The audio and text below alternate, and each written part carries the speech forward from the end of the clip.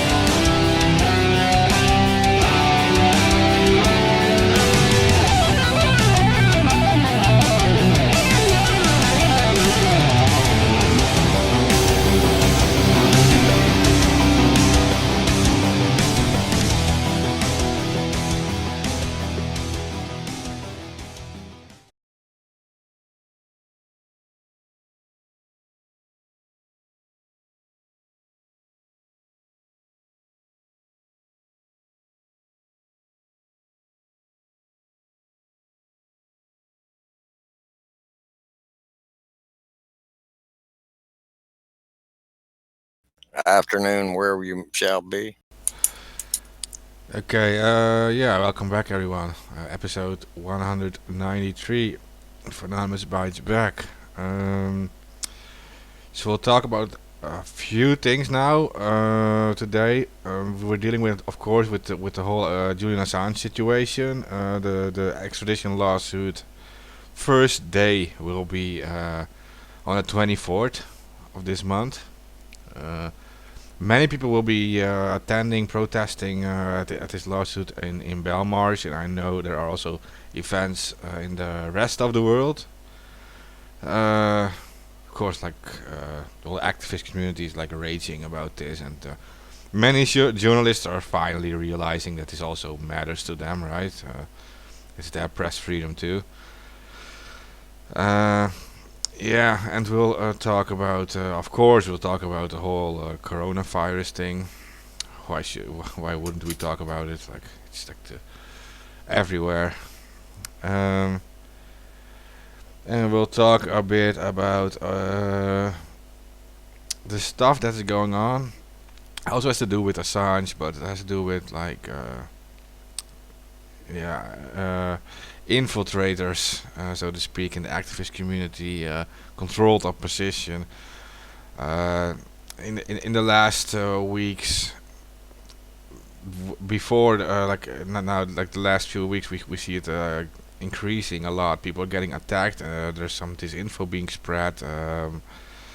Of course, this has to do with the events getting closer, right? With the lawsuit is soon, and now they are kind of like rallying, and it's getting worse. So we will also talk about that. Probably you guys already noticed this a bit, especially like on Twitter, on other platforms. Yeah, I don't really know. Um, so that's about it. Sure, AK, you are back already.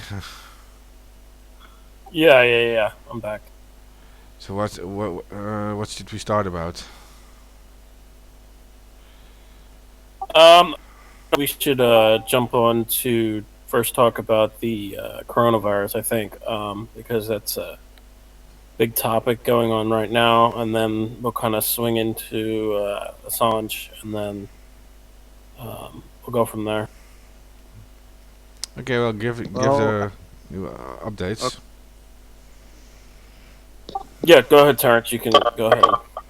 It's hard to, just to tell our, our listeners, when we're talking about coronavirus, there's a difference between the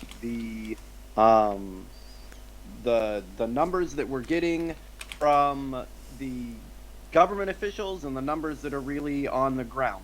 Those are two. The official numbers and the numbers on the ground are two completely different numbers. And there seems to be about to start with, there was 100,000 person gap in between. So when we're giving you these numbers, these are the official numbers. But as we've seen over and over and over again, the people and number that are infected are much higher, and the distances that they got are much larger than what the government is telling us. All right? Yeah, but right. The official numbers, as 2300 GMT, was 65,246 cases of people being infected, 1,487 deaths, and 6,999 or 92 people have recovered.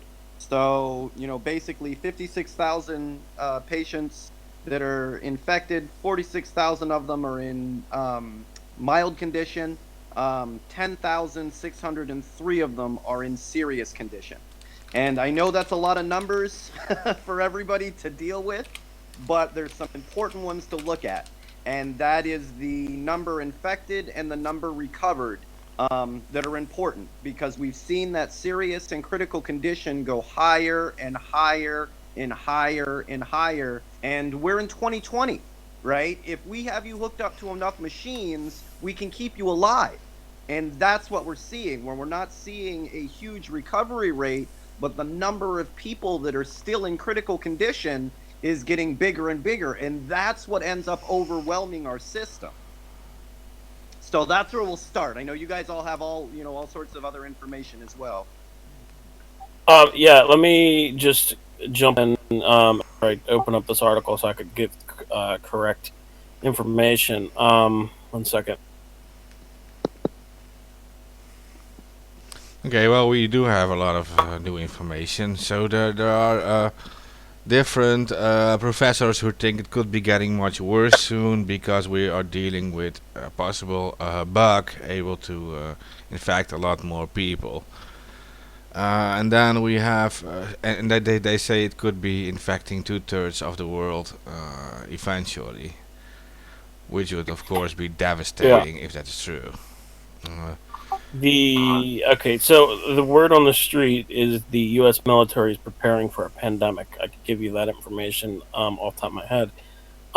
There's several articles that have now came out talking about the U.S. military preparing for a pandemic. They haven't declared it yet, to my knowledge, and I haven't heard anything from any sources or anything, but I've been seeing articles pop up online saying that the U.S. military is preparing for a pandemic, and they're not like off the rails sources from like fucking like Infowars or anything like that. It's legitimate news sources that are saying that the military is preparing for a pandemic. Like, they're setting up like bases, right? Like this is Yeah. like healthcare Yes. bases, so to speak, like camps.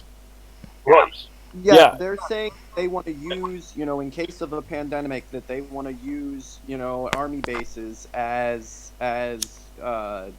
hospitals, and there are that is not going to work. I mean, bottom line, that's not going to work. Our military bases are not set up to be biological hospital at all. At the moment, they are setting up 14 military bases for potential quarantine facilities, but they said also that each base only hold 20 people. So This is just, they're not set up to be, look at this. I mean, honestly, like, just step back and look at it. Think of Walter Reed, right? Our military bases, as far as medical staff is concerned, are top of the line. As far as military facilities are concerned, we can barely handle the people that we have now. Look at the VA. Yeah, but you have a huge shortage in hospital beds in the United States compared to other Western countries. Me and AK, we did like the calculations before about how many hospital beds there are, and if you have like Germany, for example, has twice or three times as many hospital beds for its population, and while the U.S. does have. well, the U.S. Go ahead. I was just gonna say, because since we did that calculations, I found something that I didn't realize. That page that we looked into, right? It mentions how many major hospitals are there. It doesn't mention the small hospitals. It's only mentioning the major hospitals. So they said that there was 8,000 or no, I'm sorry, 6,000 something major hospitals that are in the U.S. And besides that, There's other smaller hospitals, but the thing is, smaller hospitals, some of these hospitals are not equipped to deal with a virus like this. Um, what I wanted to get into was what Terrence said earlier about how we're seeing that potentially the Chinese government is lying about the statistics out of this. We're starting to see more and more evidence flood out, kind of pointing in this direction.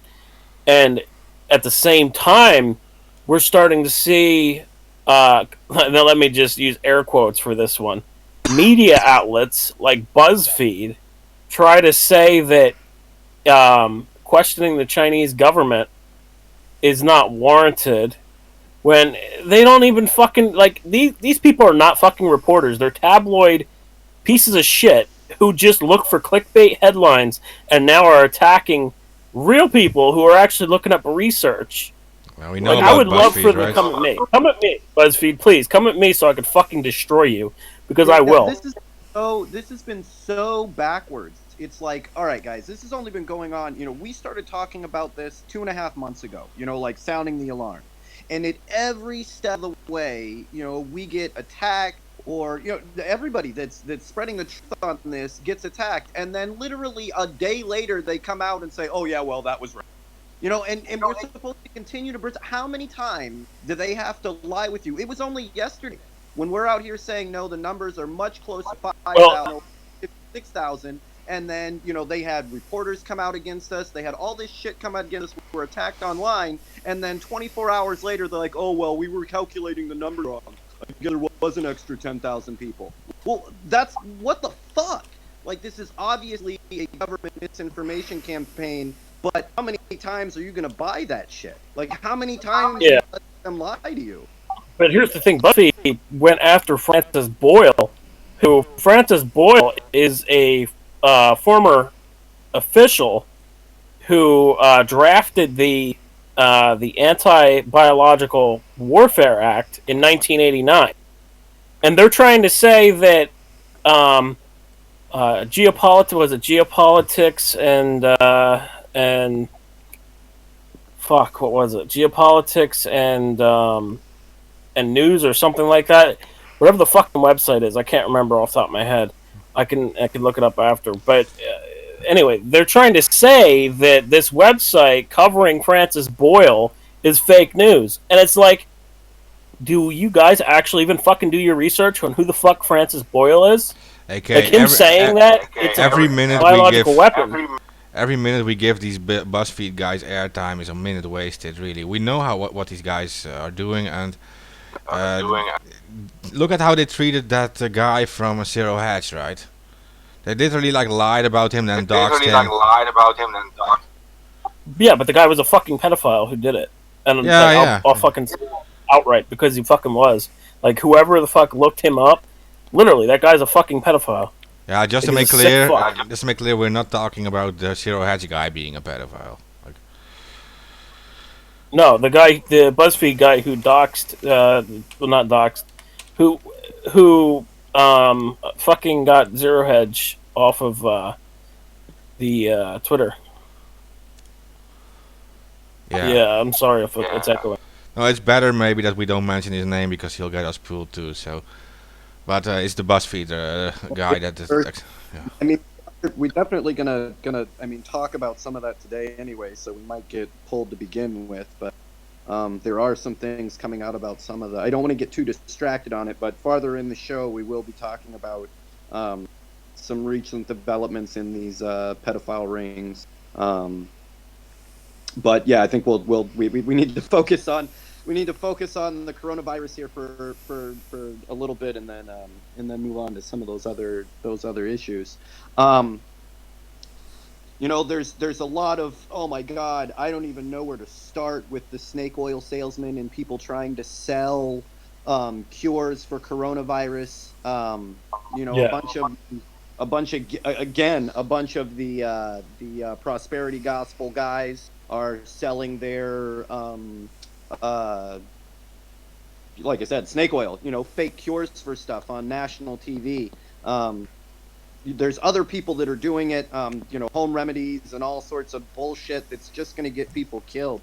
but I was shocked to see that these guys were able to come out and and try to sell this to people, and like nobody, the FDA didn't do anything about it. Like nobody is doing anything about it. Yeah. What I wanted to really get into, besides the smears, was the actual information that we're starting to see come out of China in regards to them lying. We had three reports, or I'm sorry, yeah, three reports that were put up by a website that's a social app called Tencent, where they reported falsely uh, different numbers that were not the official numbers of China. This company is very connected into China, number one. Number two, the numbers that they reported were vastly higher. The last reported numbers that they gave was 154,000 confirmed cases and 25,000 deaths. Um, Next, I want to jump into, which collaborates that possibility, is that there was a independent investigative reporter with a news agency known as NTD who called up a Wuhan funeral home. Okay, and they recorded the conversation, and in the Yeah, conversation. Yeah, and in the conversation, the funeral home worker said that on February 3rd alone, they burned 116 bodies and they received 127. And out of those cases, this is the important part, because you might think, oh, okay, so the Chinese government's 100% lying if they were burning 116 bodies, and they received 127. But the other important part here is that only 8 cases were counted towards pneumonia or the coronavirus deaths. That's only 6%, guys. Furthermore, of those cases, right, 48 of them were suspected cases of the coronavirus. Okay? And beyond that, the worker detailed that only 38% were from hospitals, and a majority of the cases, up to 61%, were people who passed away in their homes and not a hospital. We're also starting to see videos of people get, fucking trapped in their homes, like boarded into their homes, locked into their homes, welded. We saw people getting welded into their homes. yeah, And they were getting the guy that they welded in earlier in the week that dropped from like the 20th story. He wasn't infected with the coronavirus, and like there's no escape. Like we're hearing, this is the problem with what we've seen. You know, it's been weeks now that we've been getting these videos of them welding the doors shut with all of the residents still in, and most of the windows at the bottom couple of floors are barred shut. You know, to keep theft and stuff out. What we're not seeing is like the government dropping food by. We're not seeing them drop medicine by. Right? We're not seeing them even over the counter medicine. We're not seeing them drop any supplies by. We're just seeing them welding the door shut. And then there's no follow up. Like you're literally on your own. yeah. And the other, You're caught outside. Like we've got videos, and there are people that are laying all over the streets because if you're caught outside of your house when they weld the door shut, that's it. You're fucked. yeah, that's very true. And they can't get out to get food. I saw another video where they dumped dirt into a gate, and then they started spraying it with water to freeze it. Um, fucking these tactics that they're doing is so weird, man. Like they're blocking people from leaving their homes. You know, this is much serious than what they're making it out. Spread the way that it's, you know, if it's spread, all the things that they're doing are almost pointless. You're right.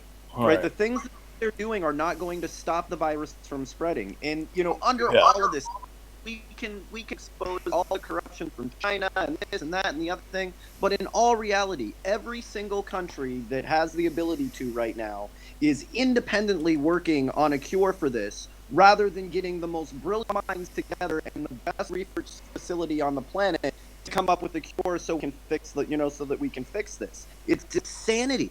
It's insanity that you would have 100 different scientists, right? Brilliant scientists, independently working to try to fix a virus so that you can get the patent to it first. Different sources are now just saying China is only buying us time. That is the only thing they're doing. So that's why other countries are preparing. They're doing their best to contain it, but they're not going to contain it. They're just delaying it, and that's only to buy us time. Like most things, creates an underground. What tactics that they're using create an underground. And rather than someone being, you're sitting there looking at your children and your kid, look, if they weld us in this place, we are fucked. We're going to starve to death before we even die of the coronavirus. Would you escape with your family? If you lived in a part, you know what I mean? Like, would you escape with you and your family? Of course you would. And because of that, there's already an underground of thousands, if not millions of people escaping the cities. Why? Because the government's going to round you up and put you in some sort of death camp, medical death camp, prison death. It doesn't fucking matter. That's still what they're going to do. And that in itself will cause the virus to spread. We've already seen students that came up with other passports that were fleeing the country. They made it all the way, 3-4 countries over, right? And those are the ones that you caught. Most of the people that escaped, you didn't catch. Yeah. And the other thing, to point out is that for a factual opinions, China, what they're doing is they are only counting cases of the coronavirus where people have symptoms during their deaths. So if they die without symptoms, right, they're not counting those deaths as the coronavirus. So you have to understand that there's all sorts of different tricks going on here. In regards to another thing is that the Wall Street Journal, mainstream, reported that Chinese doctors are saying coronavirus cases are actually pneumonia or another sickness to hide the official count. Yahoo News also reports that Wuhan officials are cremating deceased coronavirus victims before they can be added to the official death toll. Another crematorium worker, besides the leak from NTD, said that there was 90% of their employees are working 24/7, and that they were burning 100 body bags a day. Okay, so that's two crematoriums where they're burning 100 body bags a day. And we can see, through the IP cameras completely corroborate that. When we look at the cameras, those crematoriums are going full tilt, and you're not doing that. The people that are looking at it are saying, hey, this isn't normal, right? This thing is going 24/7. There's non-stop trucks coming in and out. This just isn't normal. And those numbers, everything that we've heard is we started out at 100,000 people. Was what the original number should have said. And and the numbers, every time it goes up a little bit, they match. They match the algorithm. They match exactly from everything that we've seen corroborates what we're hearing on the ground, the doctors, what we're seeing from the crematoriums, what we're seeing from inside of the hospitals, what we're hearing from the police. The only people that are saying anything different are the official Chinese government. And come the fuck on. You don't honestly want me to take that for face value. Seriously. Well, the thing is, the Chinese government before with the SARS case, they did the same thing. They undermined it, and then, it became something bigger. But the thing is with this, right? This is more contagious than SARS. It's a lot more contagious than SARS. Just came out and said that exact thing. I'm going to quote him here. Stand by. I'm going to quote him here. I posted our show on a bunch of one. Yeah, he says, and this is directly from the WHO director. Ebola is lousy. This is airborne. Coronavirus is more contagious in terms of potential to wreak havoc. Corona is very different than Ebola. Corona has more potency brilliant, and we should take it more seriously. Now, I said, if only they had taken our warnings 2.5 months ago, this wouldn't be an issue. But it's now even the WHO is saying, look, this is a problem, and it's for all reasons that it shouldn't be a problem. This is the WHO, right? Their only job is to prepare and plan and respond to pandemics, to outbreaks of diseases, to all of that. And the world doesn't have a dedicated spot to make face masks. That's actually one of the major problems. Medicine, a lot of medicine and face masks actually come from production plants in China. Like, you couldn't pick a worse spot for a epidemic to start. Scientists have been telling us we're overdue for a pandemic for the last 20 years, and you didn't look at that and say, oh, you know what? We're going to need lots of face masks. You didn't think you're the fucking WHO, and you didn't have. You gotta understand. You gotta understand. You gotta understand that the World Health Organization was under control of this biolab in Wuhan, so they know what's going on here. And if anybody says it's not a fucking biological virus, guess what? The military in China, a military Chinese website known as Xulu, actually reported that it was a biological weapon, and they said and blamed the fucking U.S. for it. So, Yeah. I don't believe that, right? But they said that it was a biological weapon. And, I'm looking at the most less conspiratorial view in this and saying that it was an accident. It released the lab just like SARS did. SARS previously, 3 out of 4 cases, and this is World Health Organization information, 3 out of 4 cases were accidents from a lab where it leaked. Okay? I don't know about that 4th case. We don't have proof against it, so I'm not going to fucking speculate on it. But the thing is, for people to say, there's no proof it's a biological weapon, are you fucking... no, it's stupid? Like, are you dumb? Like, Well, there is some there there is some evidence that it is not a normal disease. The Chinese are actually getting desperate now too. They're taking big pharma out of the loop.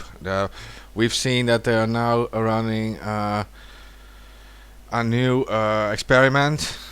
This is like a lab trials, clinical trials with patients, 140 patients. They are going to use now high dose vitamin C injections to combat this, because we know from like we mentioned on ABB before about ABB Asia episodes. We mentioned that vitamin C is proven in at least 15 studies to reduce the effects of influenzas. This is also an influenza, a type of influenza, and so it actually helps your immune system if you want to reduce the effects of these things, at least some. And this is not an attempt to sell anything. Vitamin C is like the cheapest thing ever. It's almost like free. You can get it. It's just in fruits and all these things. If you want to strengthen your immune system, this might be an idea to do this. The same as like with garlic and all these things. There are plenty of things you to use, but the Chinese doctors are now doing this clinical trial. They're injecting 24 grams of vitamin C into the bloodstream directly. This started 2 days ago. They are rallying people right now. This is in the Wuhan worst of the worst area, and in other words, they're getting desperate because vitamin C is free, and they're not making any money out of this. Big Pharma is not making any money out of this. Yeah.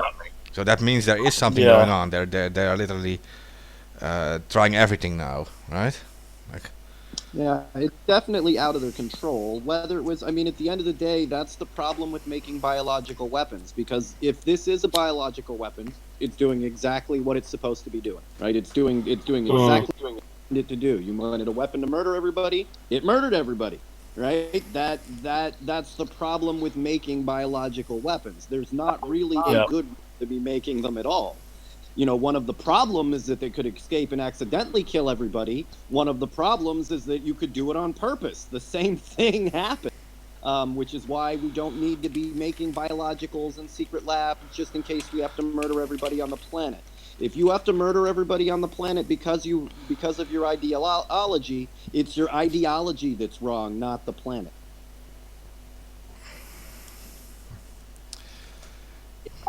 Yeah. The other thing that I wanted to touch on in regards to that is that the virus's incubation rate, they can't find out what it is. There's reports of it Okay. being 24 days. There's reports of it being 42 days with one woman. Yeah, and that makes it closer to the incubation time of HIV, because you mentioned and others mentioned too, it has some similarities in the genetic code with HIV. Well, that's what Indian scientists said. Yeah. Yeah, And those are two things that biologicals like to play around with. Number one is the naturally viruses, although there are ones that kill you, most viruses make you sick but don't kill the host, and the virus doesn't live in you, right? So a lot of viruses make you sick as fuck. Like I said, there are ones that millions of them that will kill you, but most of them just make you super sick. So there's two things that they change: the lethality and the incubation time, because that allows the people that you infect with to get There's three. in territory as possible before they start, and they're spread it as much as they can before they show signs of being sick. And they've played around with that forever. And that's one of the things that you see here, and also one of the things that has led people to believe that HIV was engineered or changed as well, to have a longer incubation period so that you can let it as far as possible. exactly. That's what they also. That was also the reason for people to think that. Yeah, and what you're saying is correct. The viruses are supposed to just make you really ill, because viruses need a host body to survive in the long term. They can survive outside of the body for maybe a day or sometimes a few days, but they need a host body, so they are not actually looking to kill people, right? They make you really sick. Yeah. The other thing is that the airborne rate of this virus is 9 days, according to German scientists. So this thing can last on objects and surfaces for a period of up to 9 days. Now, I was told before it was 14 days, and that was from that leak that I got posted on January 24th about Trump's meeting, which is hilarious because it's like they think that things can leak out, and they do. But basically, Trump held a meeting on January 24th with a bunch of high-level officials, and somebody within there, either within the meeting or who knew about the meeting, leaked what was discussed in regards to the virus being airborne, and I posted that on January 24th. So it's like they're now starting to admit that the virus is airborne, even though that they were, when this thing first started, they were going into airplanes with hazmat suits on, going into ships with hazmat suits on. It was obvious it was airborne, but now they're starting to admit it. Wasn't airborne, and you're like, but you're really acting like it's airborne. You've got your own air tank, man. Yeah.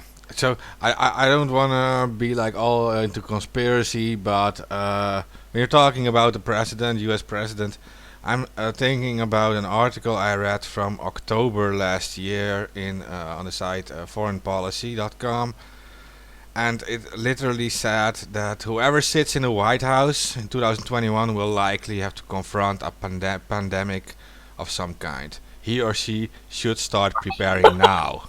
This is October 15, 2019. This is months before the outbreak. And they said he or she should be preparing now. They knew that they said it would happen, right? Yeah, we've been overdue for a pandemic for 20 years. And it's like, you should have prepared. Well, what does that mean? Did you work? Did you put $1 trillion? You put $1 trillion into the Predator drone. Did you put $1 trillion into medical research so that you can make something that's immune system? No. Okay. Well, what the fuck does prepared mean? You know, Well, I you mean, knew John Bolton fired John Bolton fired the head of the medical research in the U.S. Basically removing him from the National Security Council. Um, so this like same government that every year acts like they have never seen a wildfire before, never seen a hurricane before, right? Still, in 2020, they can't get you water after a hurricane. correction. Okay, he didn't fire him. Okay, so he removed the position. The guy quit, and then he removed the position instead of replacing him. That's fucking insane. Like John Bolton, like if anything happens, right, it's your fault. Yeah, but John Bolton, like Mike Pence are M timers, right? They're waiting for the apocalypse. They're waiting for the four horsemen. They're waiting for the horns to blow. This is their thing, right? They pray about it every night. So that's not a shock to me. That's them. That's not. I'm not. You know what I mean? That's their right to believe in that religion, but probably not the best thing to have the person driving your bus being suicidal. And end timers are suicidal. They're bringing in. They want to die. They want to be. The rapture's going to come. They're all going to go swinging out of their underwear and up into heaven, right? But those are the people that are supposed to be making the decisions to stop things like global pandemic, where they're sitting in the thing, really praying for a plague. Yeah, well, this guy, he was a top White House official in charge of pandemic response, and John Bolton removes the position for pandemic response.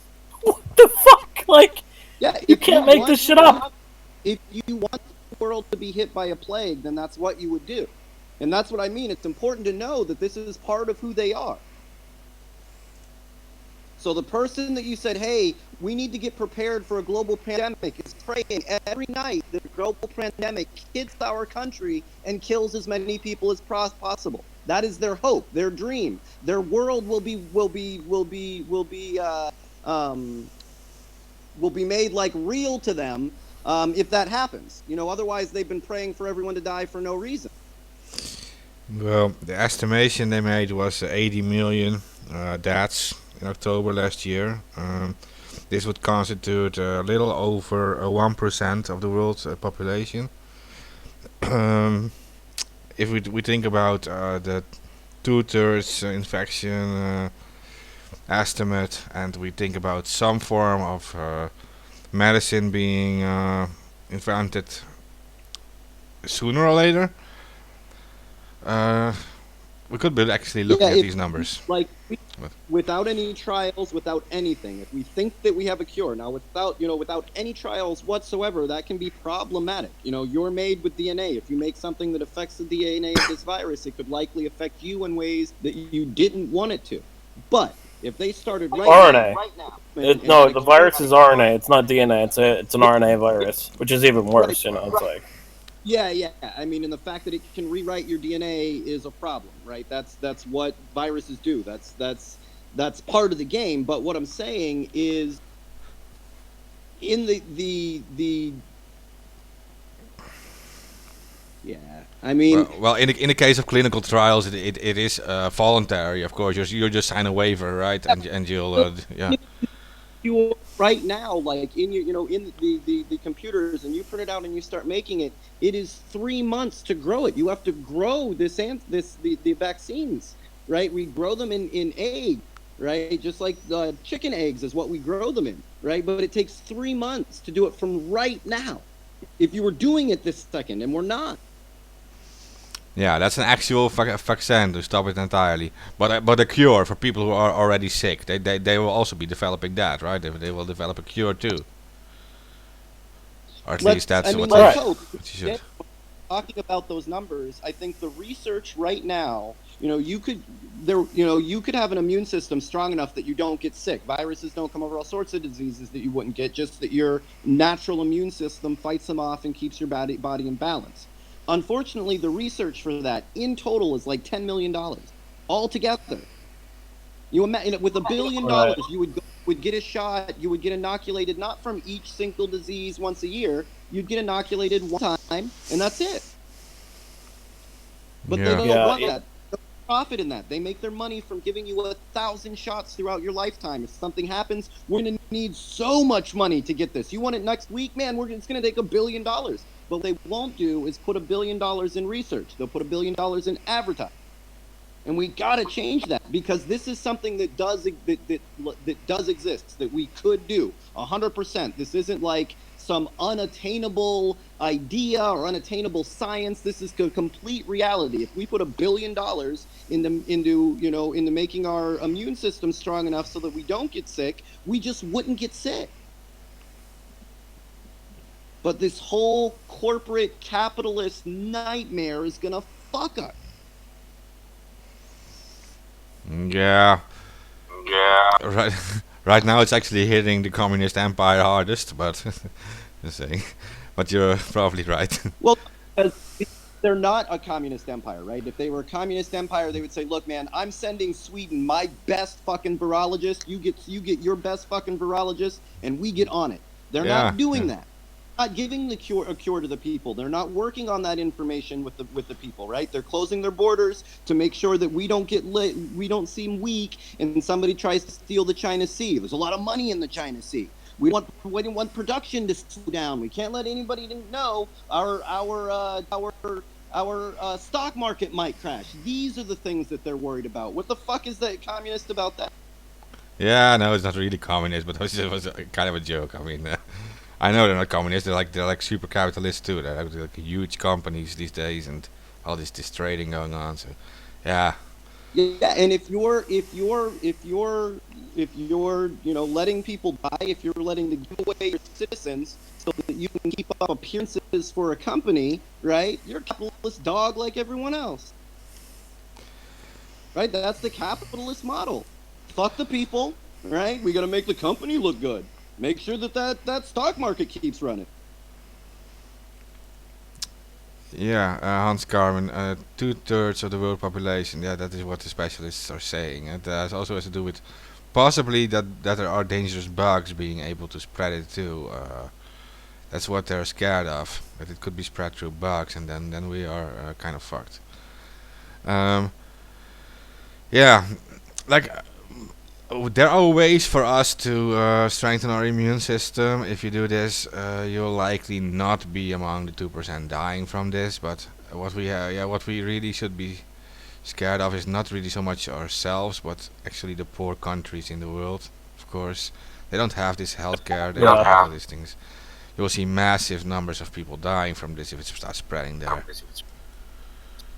Africa is one of the big numbers, and also Africa is now facing a plague of locusts that is increasingly getting worse and worse as the days and weeks go on.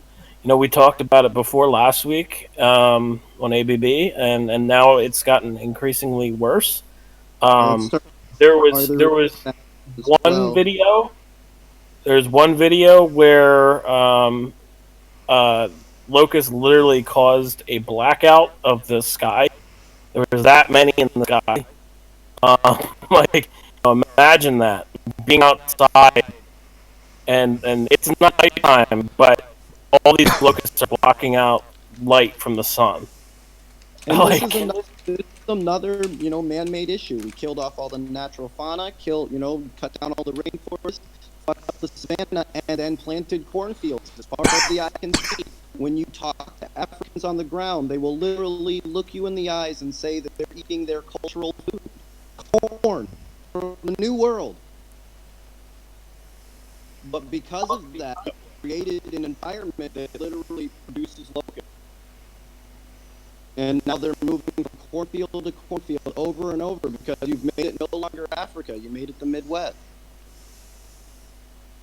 And I agree. I know we kind of talked about this before. I agree that we got to do something, but we got to take into consideration all of the big pesticide companies have had their pesticide made legal in the West, all over Europe, in Russia, in America, in all sorts of states. All this shit that you can't spray over people anymore.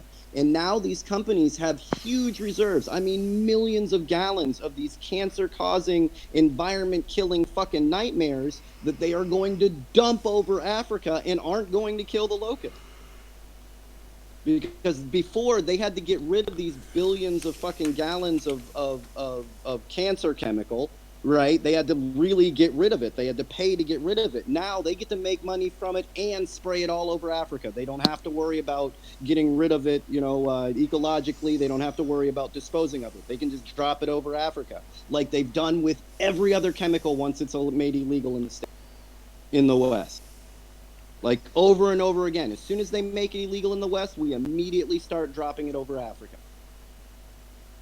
And that's exactly what's going on here, and people don't even see it.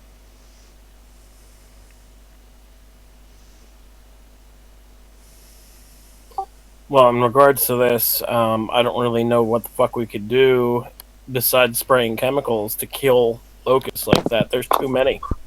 They have to. That's the problem with fighting Mother Earth. You fucked up the system, and playing farther into that game, there is no chemical that you're gonna spray that's gonna fix it. You could spray a chemical all over Africa tomorrow. They will all drop dead, and all of the Africans that took a breath during that day will also drop dead. Maybe not that moment, but you'll get weird shit in your lungs and die of all sorts of cancers, just like everywhere else that they spray that shit at. So you're trading, a problem for right now to destroying the rest of your environment. There's a reason why these chemicals were made illegal. Not because horrible things don't happen, but because if we spray them all over ourselves, we just end up destroying the environment and killing ourselves. Right? You go through and you're like, oh, great, it killed off all of the locusts. It killed off all of the bugs. Wait a minute, we need those bugs. Now all our crops have failed. Now there's no bees. Now there's nothing to pollinate everything. It literally killed everything. There's no chemicals that you can spray over that knows the difference between locusts or anything else. Right. Yeah, I agree with you when it comes to saying that chemicals, they can't tell the difference. But what do we do to take care of these locusts? Because the more that we don't take care of them, the more they multiply. It's you're gonna have to get rid of the cornfields. You're just gonna have to get rid of them. Thousands and thousands of miles of cornfields. It's not natural. You're gonna have to get that whole game out of your head. The thing is, though, it's like you get rid of the cornfields, the people of Africa, right? That's what they eat. They eat corn and they eat other vegetables. Corn does not exist in Africa. Not at all. And yes, Africa has all sorts of wonderful things that you can eat. Now, if you burn it all to the ground, run your cattle over it, right? Spray it with chemicals and grow cornfields, yeah, man, you're fucked.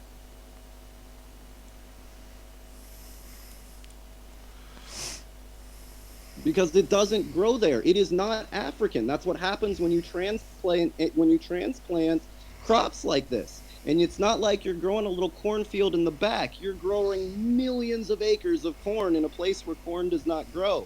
And it wasn't like you worked it in so that it worked with the natural environment. You killed everything. Cut down all the trees, all the plants, all the natural fauna. That bird's fucking eating some of your seeds, murder them all.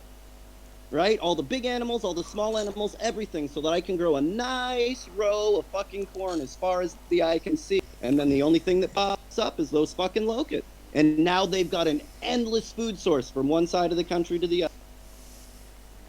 Fucking it up more ain't gonna help. Yeah. It's, again, at this point, even if they did get rid of the crops, right? Those locusts are still going to be fucking around. You gotta kill the locusts themselves. You have to kill the locusts because they'll just fucking billions of locusts. Yeah, they're not a permanent thing. They only come out just like cicadas. They only come out once every 7 years, something like that, and then they die off and go on. You really are gonna have to let them just do their thing. The corn fucking syrup companies are gonna have to suck a fat one.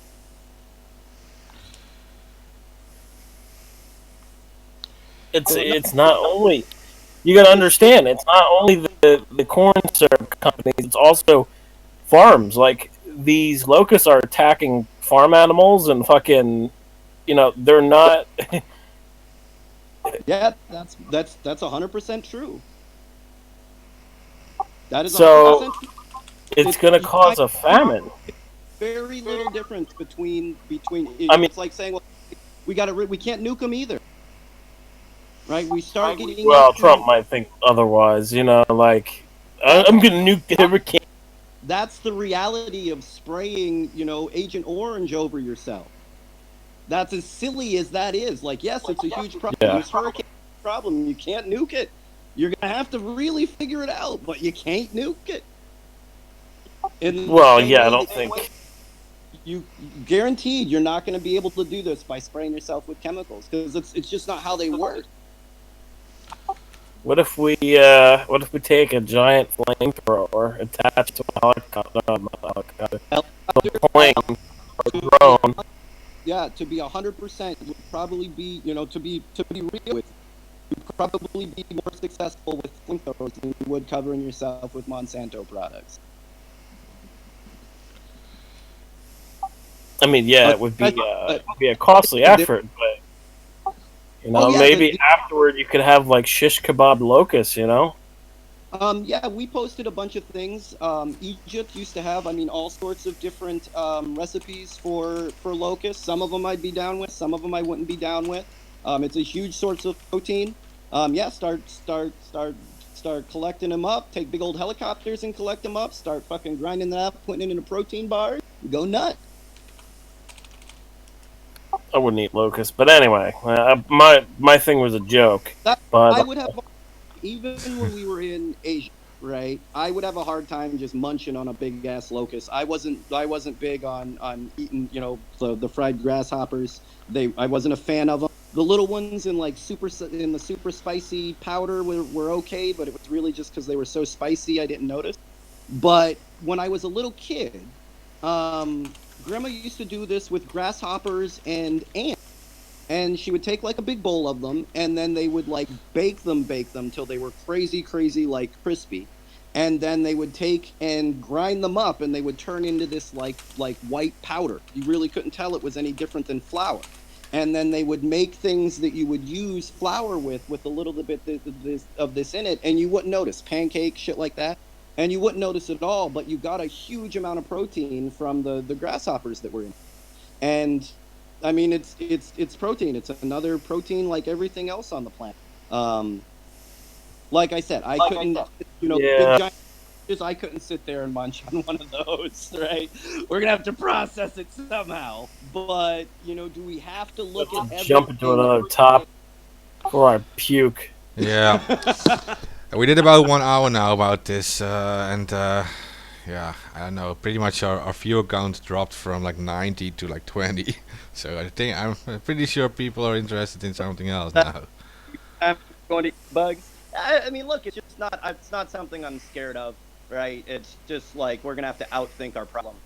Going farther and farther down into a path that we know doesn't end well is probably not the way to do it. And it's always Africa that gets the last one. After a product has been outlawed in every single country in the West, right, and they can't get rid of it anywhere, they just start dropping it on the shores, pouring it in the water. That's what we did to Somalia, right? When the government fell, they didn't have any environmental rights, so we took tankerfuls, big, giant, huge, massive tankers, the biggest tankers you can think of, and just dumped chemicals into the water. Just got rid of it. It's disposed. Not only did they dump it directly into the water, the U.S. government paid them for disposing of it. It's why you can't fish off the coast of Somalia. It's why their fishing industry completely collapsed. Okay. Why they're fishing because there's no fish that you can get out of the water. They're all dead. All right, let's jump into what's going on with Assange. Well, we should. The 24th is the first day of the big extradition lawsuit, right? And we have like 10 days left, so we really need to work hard now. Like, get as much attention as we can for this case. I'm pretty sure I'll be on the ground. I'm pretty sure I'll be on the ground at Belmarsh streaming for ABB. See how that goes. But yeah. With Jeremy Corbyn, been giving like nonstop speeches. Gave a pretty good one. I thought a pretty good one. On their floor, and then he came out with a couple like paid ads that he's running as well.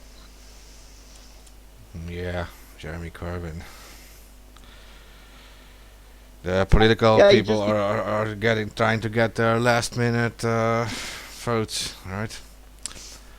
I don't know. Yeah, I mean that's what it comes to. None of these guys would do jack shit if it wasn't for the votes. But he specifically reaches people that normally wouldn't have heard it at all, and that has its uses. Yeah. Well, it is true, and to be fair, internationally the socialists have pretty much all supported Assange. Um, the Socialist Party in my country asked questions from the government.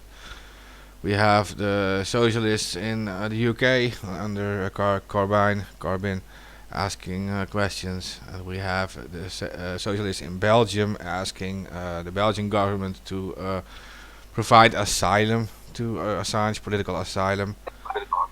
Yeah, saw that. Well, and I mean, I kind of know the answer, but I know that several people have asked the Queen directly about it, whether a pardon or a royal decree or whatever. Has there been anything? Did she say anything about it, or it's just kind of she gets asked and doesn't really respond? Yeah, they don't really respond because they always move to the story that government and law is separate, and they should just let the law do its part, and that the law is totally fair, and that they will treat Assange fair. That's what they claim. If they didn't, if they would step in, by the way, no, I don't want to be like advocate of the devil, but if they did step in, they would actually claim that their law is not unbiased. They would like literally discredit their own law system. So there's something to say for that. But, Yeah, because it's not unbiased. Did they not know? Is it just that people don't know? Yeah, it's not unbiased. It's pretty unjust. yeah, Yeah. yeah. I know, but didn't like know you needed a. But yeah, totally unbiased. Totally biased. yeah, but see that is what That's the Dutch government said too. Like the Dutch government responded to the Socialist Party asked questions, and the Dutch government replied to, and they said like, yeah, we don't actually mingle in with the UK law system. It should actually just take its course, but they are aware of the regulations and the protections for people in Europe. They are part still of the European Council, not the European Union, but the Council on Human Rights. So the Dutch government said that they will have to take that into account on their decision, and they can only wait. They're not allowed to mingle into this stuff. They can lobby, of course, but yeah, it would just be like a lobby Well, group. we've got The thing is, we've seen multiple politicians in other countries now starting to condemn this, saying that this will set a precedent and change journalism. So, that's a step forward in regards to that, because we've had press that has been silent on Assange. Now we're starting to see. I saw WikiLeaks tweet Newsweek. There's a Newsweek journalist who published an article on Julian Assange and saying that everybody needs to stand against this, essentially, because especially journalists, because it'll set a precedent. Or from the bigger news organizations, but then they'll give the story about that we should all stand together, but then all of the links that they have are all discredited stories that they've ran before. Yeah. So I'm not sure what game that is, but they'll have the bogus rape story, the bogus Russian.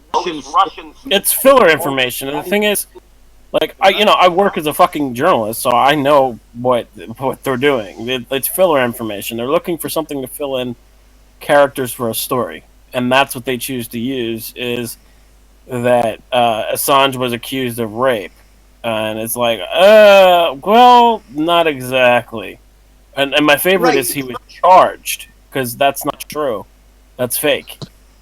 Oh, 100%. And the thing is that, look, like it or not my style, but a lot of people, either reading just that article and don't have time to click all the way through, or they don't they're not reading everything or don't have all the information. So pretty much all that they see is the story and then the in bright blue, right? Yeah. Charged with rape. And that's all they know. That's all they hear. That's all that they, as far as they're concerned, that's as deep as they dug into it. Not knowing that the story has been discredited, but it's still the link on the pages. And a bunch of them. Right, yeah. Like, I feel that's like, they know that. They see all of the statistics in their ads, and they pay advertising firms millions of dollars to figure all of this out. They know that that people don't click on the links that are on there and which ones they do and do not click. They know that they're putting it there for that very. Why would you deliberately put stories that have been discredited or misinformation? Right. Yeah, exactly. Link to a video of some U.S. fucking puppet spitting lies about him. That's the only video link that you have on. Want to know more? No, that's a lie. Yeah, like this is like the CIA director calling him, or not director, CIA employee, some high level employee. He was saying that Assange was a rapist on CNN. And said that he was a pedophile, and like he said all these like key trigger words, right? And he was using the source of that was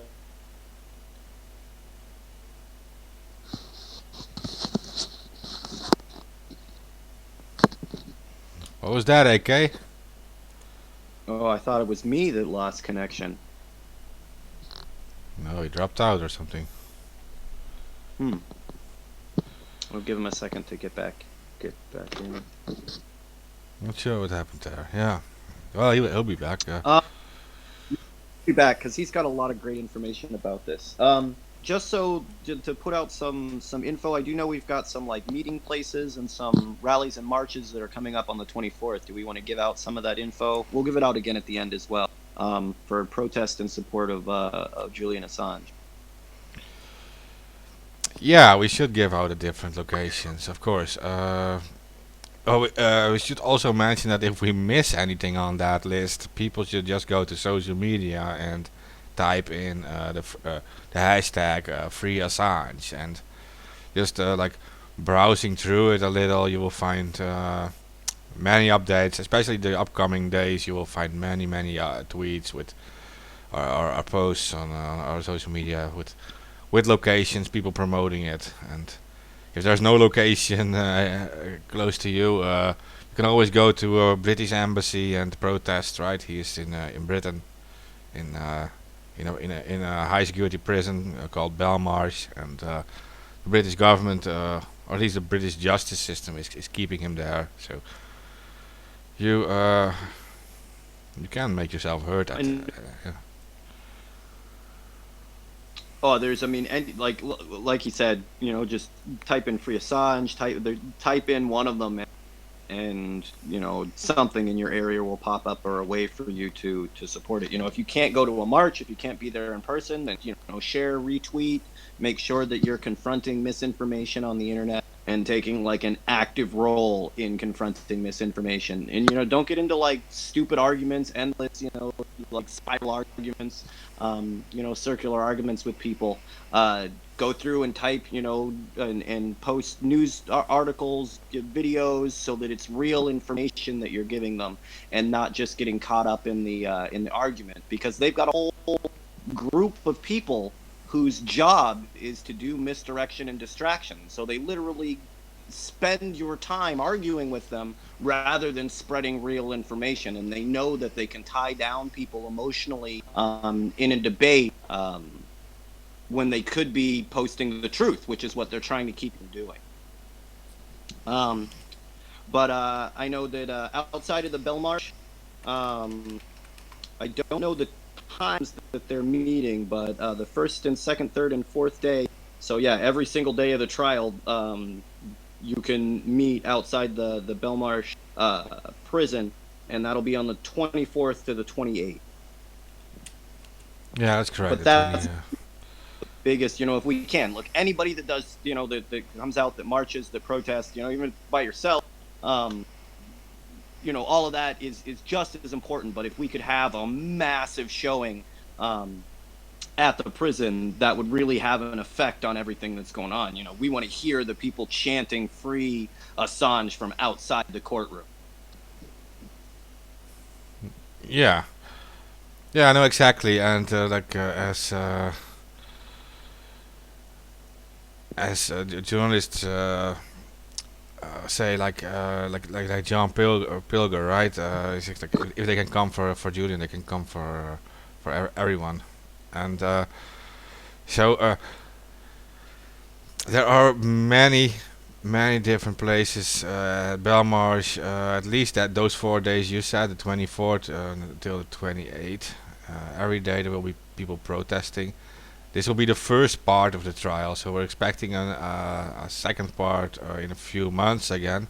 But this will be like the start of everything, and it will be important to show all the judges and all the people involved with this trial that how many people are actually supporting free press, Julian Assange. Yeah, I mean, we want the judges and everybody. We want them to have to wade through a sea of people screaming for his release.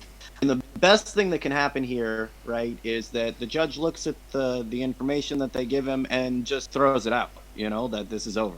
I don't, as much as I would hope for that to happen, I don't see that happening, but it could. It could. Because there really isn't anything against him. They have no reason to stand to be holding him all other than the U.S. wants him to, or wants them to. They're not charged. They don't have anything to charge him with. The Swiss government doesn't have anything to charge him with. They're only holding him out for the U.S. And I'm hoping once a judge looks at that information, we can move past this insanity. But I imagine it's going to take a little bit. Hopefully, with the change of the U.S. president, that will have an effect as well. We'll see.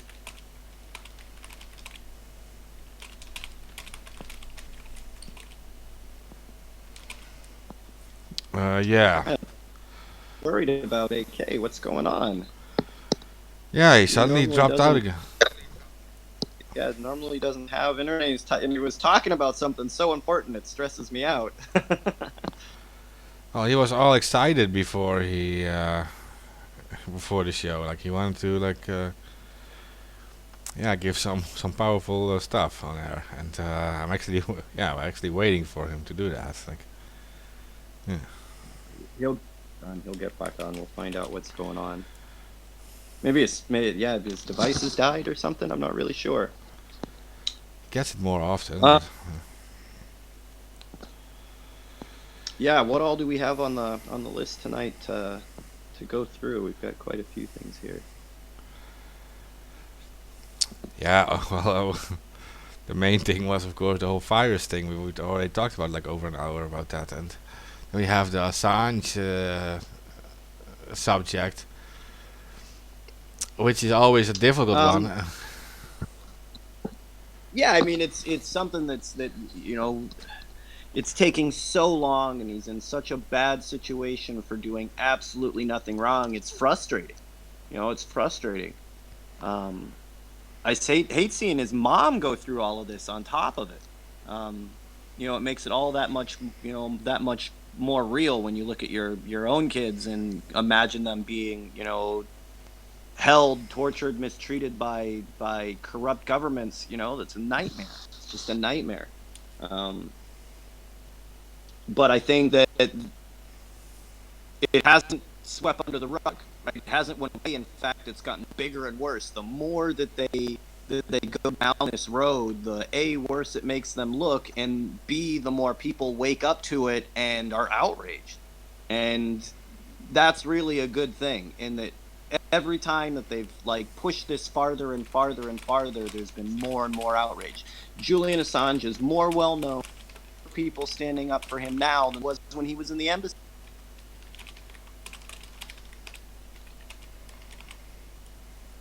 and I see those numbers getting, bigger and bigger. I see free Assange stickers everywhere, and people, even if they don't agree with or have kind of skewed views of his political ideology, I think that so many more people are standing up than even a couple months ago.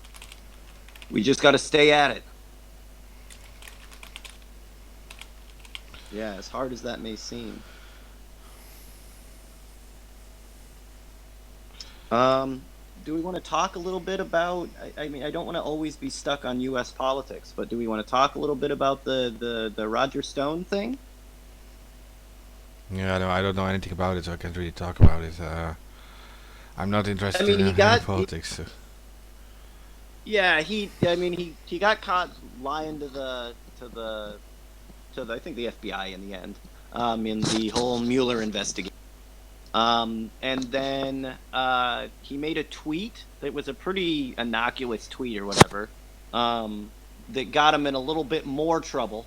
And then they went through the charging phase and all of that, and they charged him, found him guilty, and then charged him with like 9 years.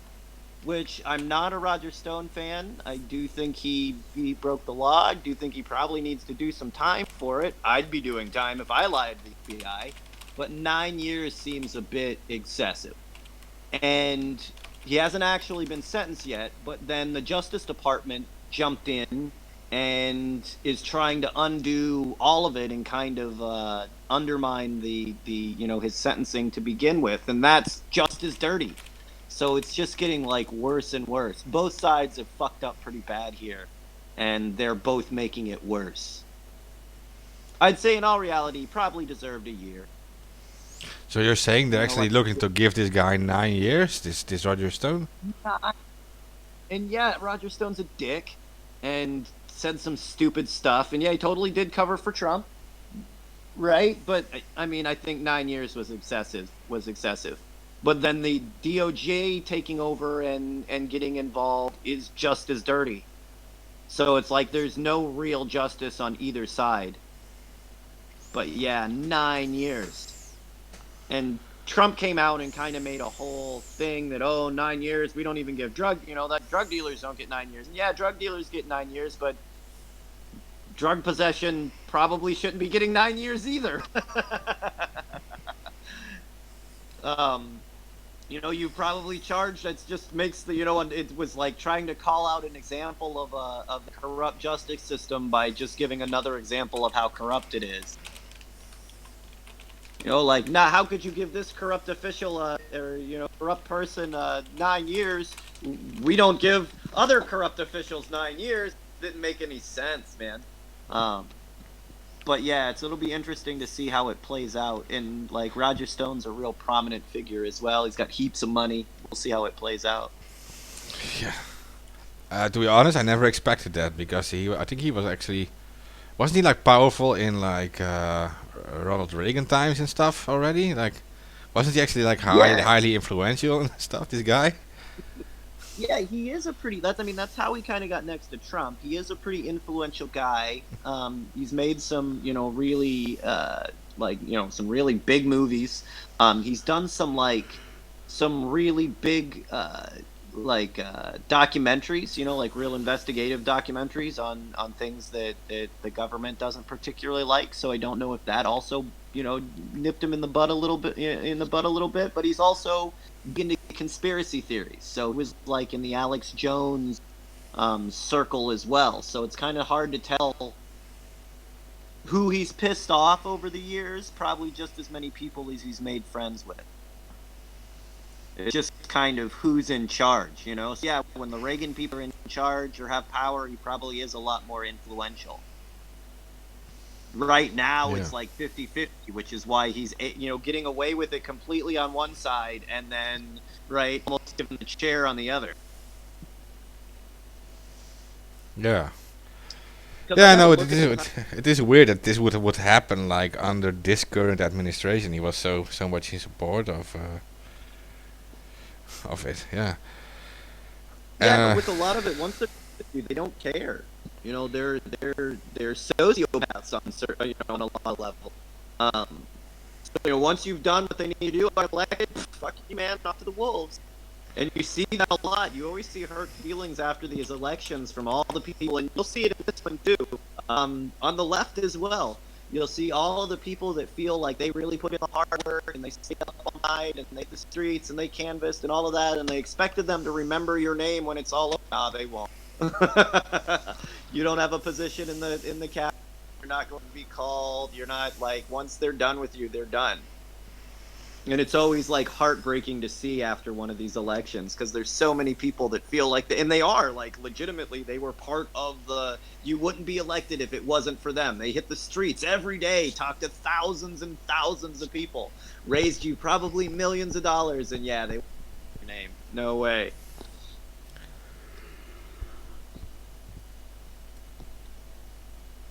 Sorry, I Yeah, was like, it was about politics. I was like literally automatically yawning. Like, this. Oh, yeah, fucking worse, man. I'm over it. Like, Yeah. and I just want this election to fucking end. I just want it to, like, I want to go back to, like, a normal life. This has gotten out of control. Yeah, like when the politics, to be honest, you kind of lost me at when it started about like Corbyn, right, in the UK already. Like these these politicians, they all play the same game, right, and it's always the same story. And like in this case, like with the Assange thing, that Corbyn guy also knows that he won't be able to influence the justice system, and then now this actually makes me that does remind me about what you said about Roger Stone and stuff. Like he was actually like a close friend of Trump and stuff, and then you can see like he actually gets convicted for 9 years. It shows that this justice system doesn't care about that. They will convict him anyway. Not sure if he will actually be serving any of those time. Do you think he will be actually serving that time, or will he get some like kind of like a house arrest or whatever? Yeah, no way. No way. I mean, they might, the Democrats might try to charge him with something crazy, right? But the response from the Trump administration will be to pardon him. And, Trump pardons war criminals. Trump pardons all sorts of, jackasses. He pardoned Judge Arpaio. And although super, like unpopular on the left and even center, was really popular with Trump supporters. So I think from his perspective, pardoning Roger Stone would get him more support to continue the support that he had. I don't think he'd lose any support over it any more than he lost support over pardoning war criminals. At the end of the day, this guy is being, is in trouble for lying to the FBI. Trump pardons real deal war criminals. Yeah, I do think that you're in your country or in the USA actually, that you're dealing with such a level of polarization now that you're either in support of this current government or you're against it. Like there's like a small There's no. Yeah, no, exactly. There's no middle ground anymore. Like No, not at all. And even to the point where it's like hurting yourself. You take for instance the TPP, right? Like getting someone to say that the TPP was a bad deal and it was a good thing that Trump shot it down, right? You'd be fucking crucified. Yeah. Right? You're not giving, support to anything that the fucker says. Like you don't respect the guy on any level, but that was the right call. You can't deny that was the right call. TPP was gonna fuck all of us, like in the worst way. Yeah, it was not a partisan issue at all. Like so. Right. It's gotten so partisan just because it was Trump that did it. Right? You got to throw the baby out with the bathwater. These assholes would literally reinstate the TPP because Trump had undone. Is really the bottom line, and that it's just the psychotic polarization to the point where you're shooting yourself in the foot is silly. At least in my mind is. I'm not like I'm support you 100%, you know, without question. I'm not gonna fucking hate you 100% without question. Right? The things that I dislike about you, I'm going to talk about directly. I don't like playing games. Yeah, no, at this point, that then it just becomes like a kind of like a Broadway play. Like you're losing all your core values. You're not here for your core values anymore. Like sometimes you can agree with what another party says. Like these are actually your values. You should be lucky that the guy you didn't beat at that moment actually supports your core values at that moment. But yeah, that they won't do it. Like this is Yeah, it's a insanity. weird like it's a weird environment that we live in. I didn't like I support a certain policy. I didn't join your fucking cult. And that seems to be like all of their responses are these weird cult responses. Well, if you don't agree with me, then you're not, so you're not really that. Okay, like all right, I don't, that's up to you, man. Like I don't give a fuck. And it's this weird cult mentality. It goes beyond bipartisanship. It's a full on cult mentality. It's one of us, one of us. And if you don't fucking agree with them on absolutely everything, you're somehow a traitor. Yeah. Do we want to definitely look, guys? The yellow vest protests are still going strong. We had the youth protests over the weekend. Great showing. Violent, tyrannical. You can't even call them police at this point, right? Just violent thugs, heavily armed gang members. I don't even know what to call. Yeah, and no, you're right. And on that note, we should give a quick shout out to Jill, the one of the Yellow Vests. He is actually going to be in London and at the Belmarsh prison. He's taking some Yellow Vests with him. I'm not sure how many, but pretty sure it will be a good group showing up for Assange. So they're still going strong, like you're saying. Yeah, it's not getting less in any way. Maybe even stronger. No, it's more, and I think from what I saw, I think they fucked up worse than they ever fucked up before with the fire department. Like I think that was a real turning point. If there was a day that they should have chilled and let it go, that was the day that they should have chilled and let it go. Yeah. But there was no good spin that you could put on at violently attacking firefighters. Like there was just no like you can't paint them as violent protesters, terror. You can't put any of that shit on them. If there was one time when fucking that Chairman Macron, right? The Lord Macron, I don't know what the fuck he wants to be called, the dictator and fucking chief. Right? The one day that he should have let it go, that was the day that he should have let it go. And not only that, did the police respond like over the top violently. They got their ass kicked on top of. Yeah, the thing is, like, I'm not sure. Do they want to like suspend the upcoming elections in France or something? Because I know for sure that this Macron is like shooting himself in the foot right now. Like he's not going to be re-elected. These people are going to be throwing these guys out so fast right now. Oh yeah, I mean we have to give it to the French people to continue on with the protests and not being French and working the guillotine. But yeah, I think he's gonna get voted out like right now, like, as soon as they can. Yeah. You know, if he was an honorable man, he would step down, being that you're no longer the leader of the people. But learn your lesson. Quit electing Rothschild bankers. Bottom line. Oh, yeah, that was the weirdest thing. The guy's actually a former Rothschild banker. Like, as you know, come on. As horrible as things have turned out, and the like effort that it was put in, what did you happen installed a Rothschild banker? It was kind of like people being surprised that you know one of the Bushes invaded. Right? Name a Bush that didn't invade Iraq. yeah. Like you knew what you were getting into. The Bushes always invade Iraq. It's kind of their thing.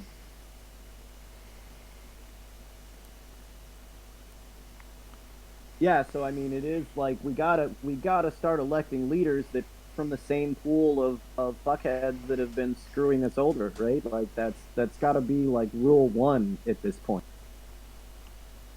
Yeah, see, and that's the thing, and that is like in the UK, it is in France, it is in the US, it is everything. It's the same story.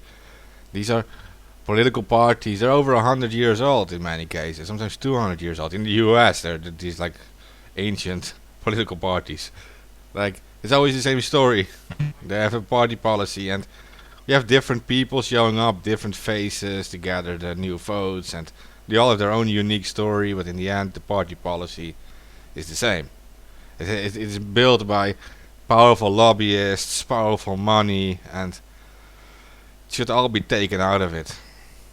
To be honest. Yeah, there comes a point when we should make, party policy. What's your policy? No rich guys. New policy. We've had a lot in the past. You said no women can vote, black can vote, no this and that. Those have all been pretty shitty policies. New policy. No rich guys. Yeah, so I've seen like, for example, like in I think they will do this in other states too, but I don't know so much about the U.S. But I know like in California they would give you like a paper, and you could actually vote yourself for certain things too, like a form of direct democracy, right? Like about like weed legalization and some other things. You could vote about that. And I'm thinking like what these parties should do, they should just list like all their main topics and actually ask all their party supporters what they actually want. And that's that's like ranked voting is something I've always been a supporter of.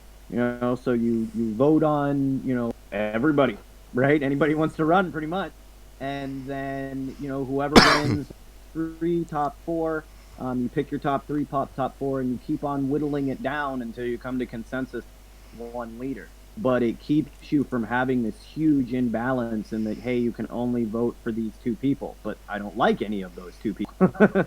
Yeah, no, exactly. Yeah, like I can't, what's the choice they're pushing now in the U.S.? So Bloomberg or Trump? It's which racist rich guy do I want to vote for? Is like asking me which flavor of cat shit is my favorite. If my choice is between Bloomberg or Trump, that they're the same guy. Yeah. Like nobody I'm in this race, and it doesn't change on my part. I'm going to be fucked over by a rich guy. Maybe the industry that guy's fucking me with is going to be a little bit in that industry, but still getting screwed over. Yeah, and with the yeah, well, in France it's the same thing, and people starting to notice that. You have Macron's party. Well, when he was voted in,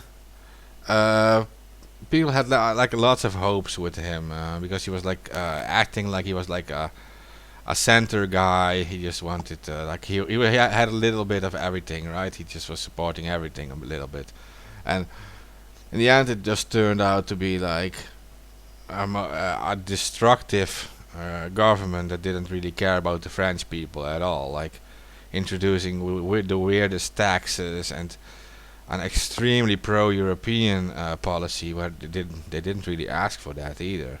Like they have certain things protecting their like people in poverty in France. Like you had like the gasoline prices and things, and they would suddenly have like huge gasoline taxes, and because the higher ups want this, and they wanted to pay for like the climate or whatever reason they will use to do it.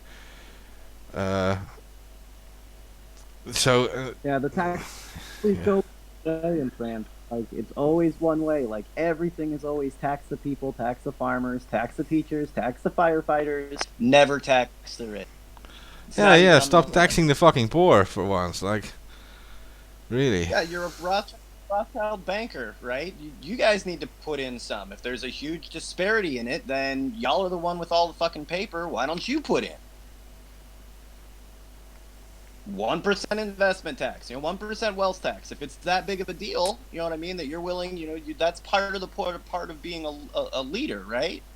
is that you would sacrifice a little bit for the people. But these leaders never think that way, right? It's always the people need to be sacrificed.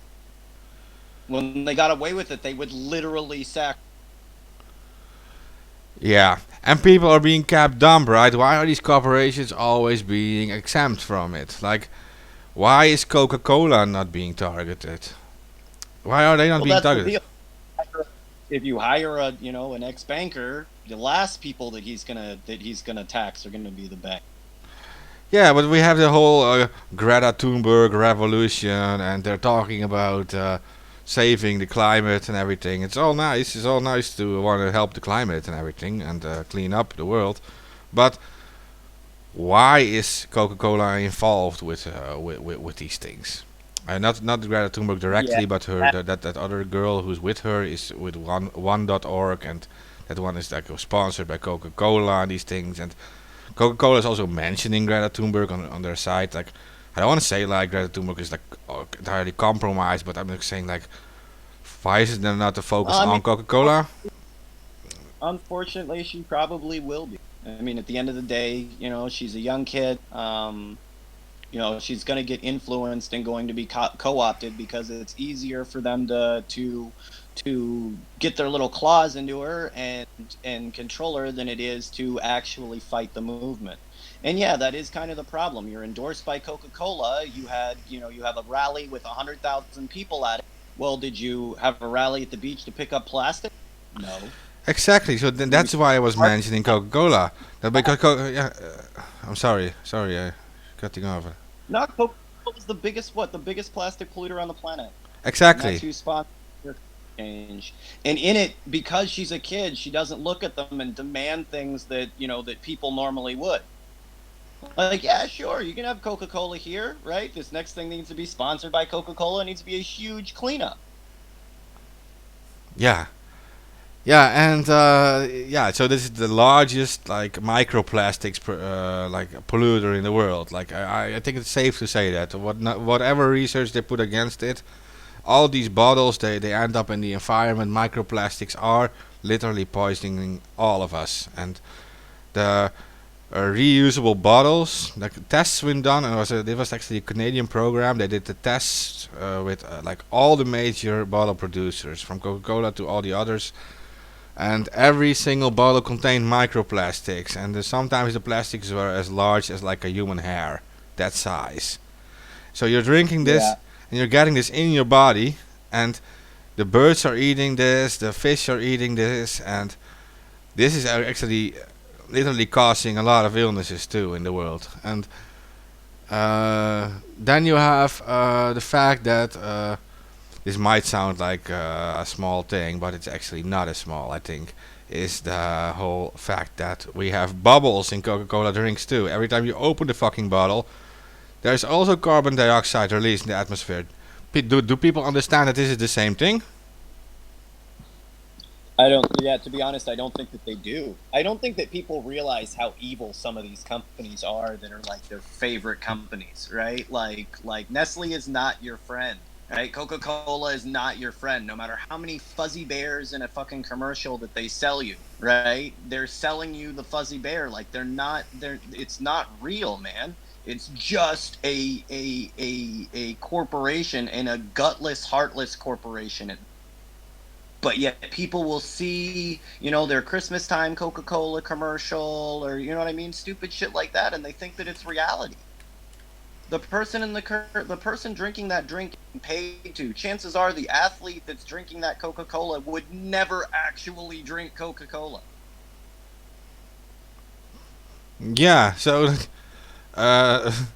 but so people open their Coca-Cola bottle and they don't realize that what is coming out of it first is actually like the CO2 they're so crying about. That is the bubbles in the Coca-Cola.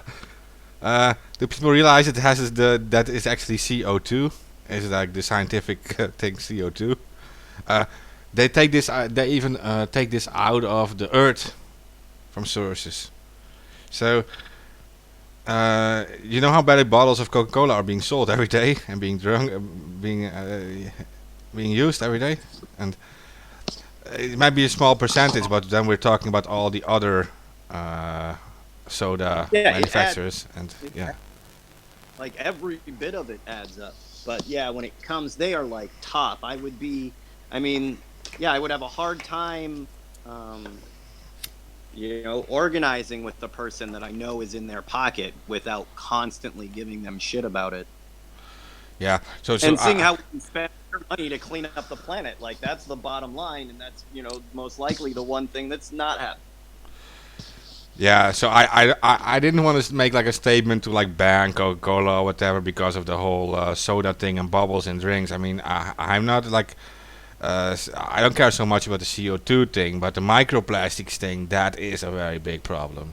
That is everywhere, and that is like literally poisoning the entire world. Like, yeah, Well, and it's hard. Like even in our plastic cleanups, it takes we can only use like bottles that are almost still in like bottle form, right? Because you can only use certain grades of plastic. You can only recycle certain grades of plastic.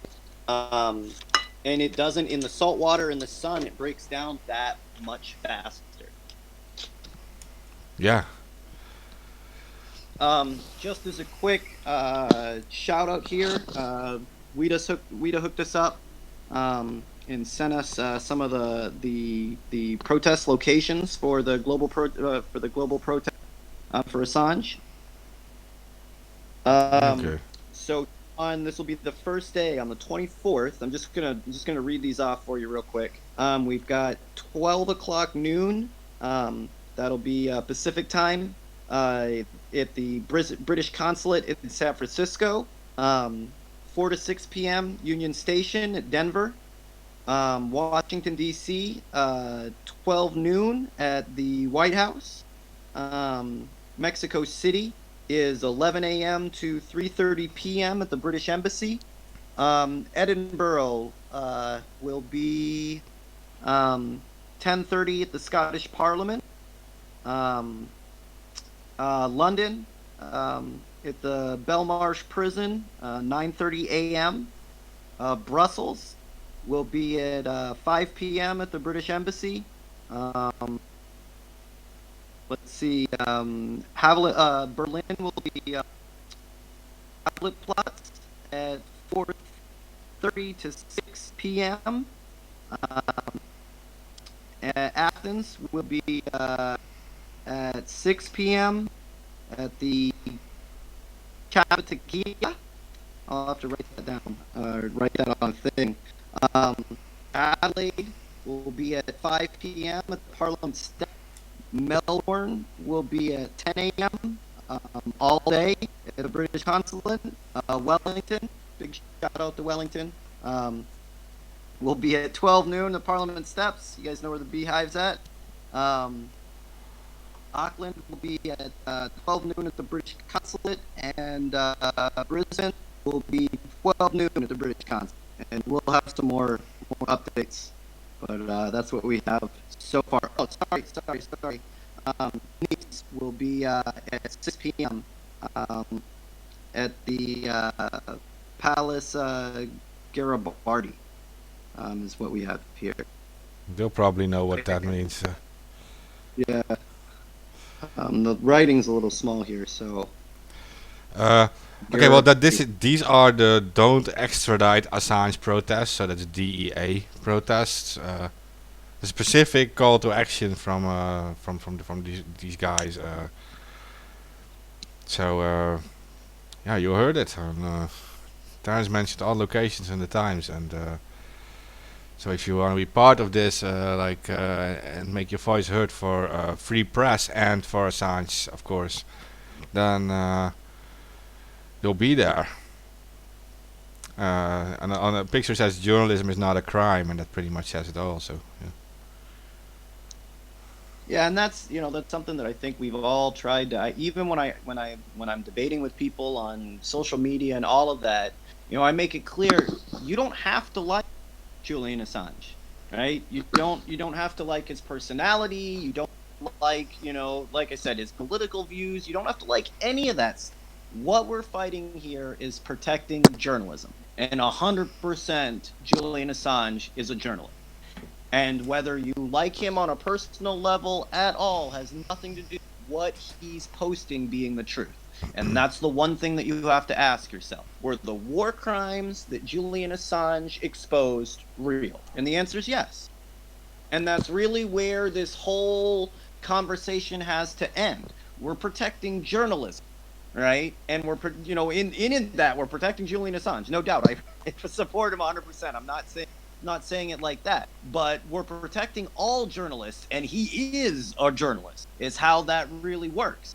And it's not a personal thing on whether you want to go out and have a beer with the guy or not, right? You don't have to like him to have to stand and say that we have to protect all journalists, because they expose things like war crimes, which keep us from going into endless wars for profit, for sending our brothers and sisters into harm's way, into killing innocent people. So, yeah, show your support, but if you're one of those people that doesn't like him, so what? Fuck it, right? That's not really what under all standing up for. For some of us, yeah, we like the guy personally, we like his work. That's fine, right? But the thing is that we have to stand now for all journalists, or they'll take us out one at a time. Yeah, and this is also this always made me like wonder. Like you have, there are certain people like when we post about like free Assange or whatever, there are always people like replying like, no, he is a rapist, or no, he supported the Trump guys, or no, he is a drug dealer or whatever. Like, you all these things are unrelated to these charges. Like, the charges and are. I mean, you. Go ahead. No, go ahead. Yeah, well, no, the charges all have to do with journalistic work, and he's a human, and humans make mistakes, or they're never perfect. But these charges relate to journalism, and whatever happens to him will happen to us too, because we all have the same rights.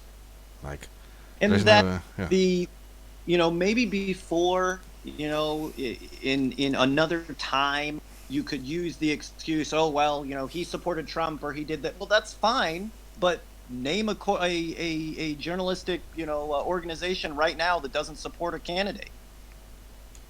See, and that's also fair to say. Like, of course, as a person, he can also support whoever he wants, but he did journalistic work, and especially this was about the Iraq War, right? I mean, he showed, yeah, people getting murdered. So, other journalists being murdered, Reuters journalists being murdered, and that's why it is even And more then sad.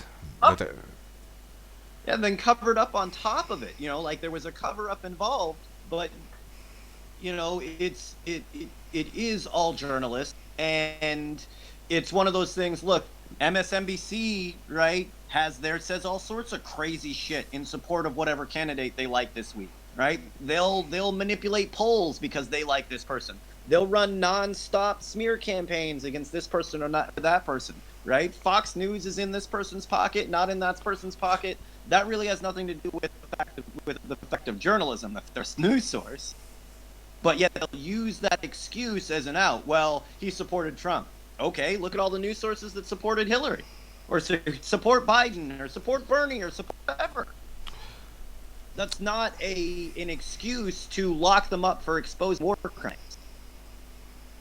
Like, that way of thinking doesn't hold when it does with any other news source.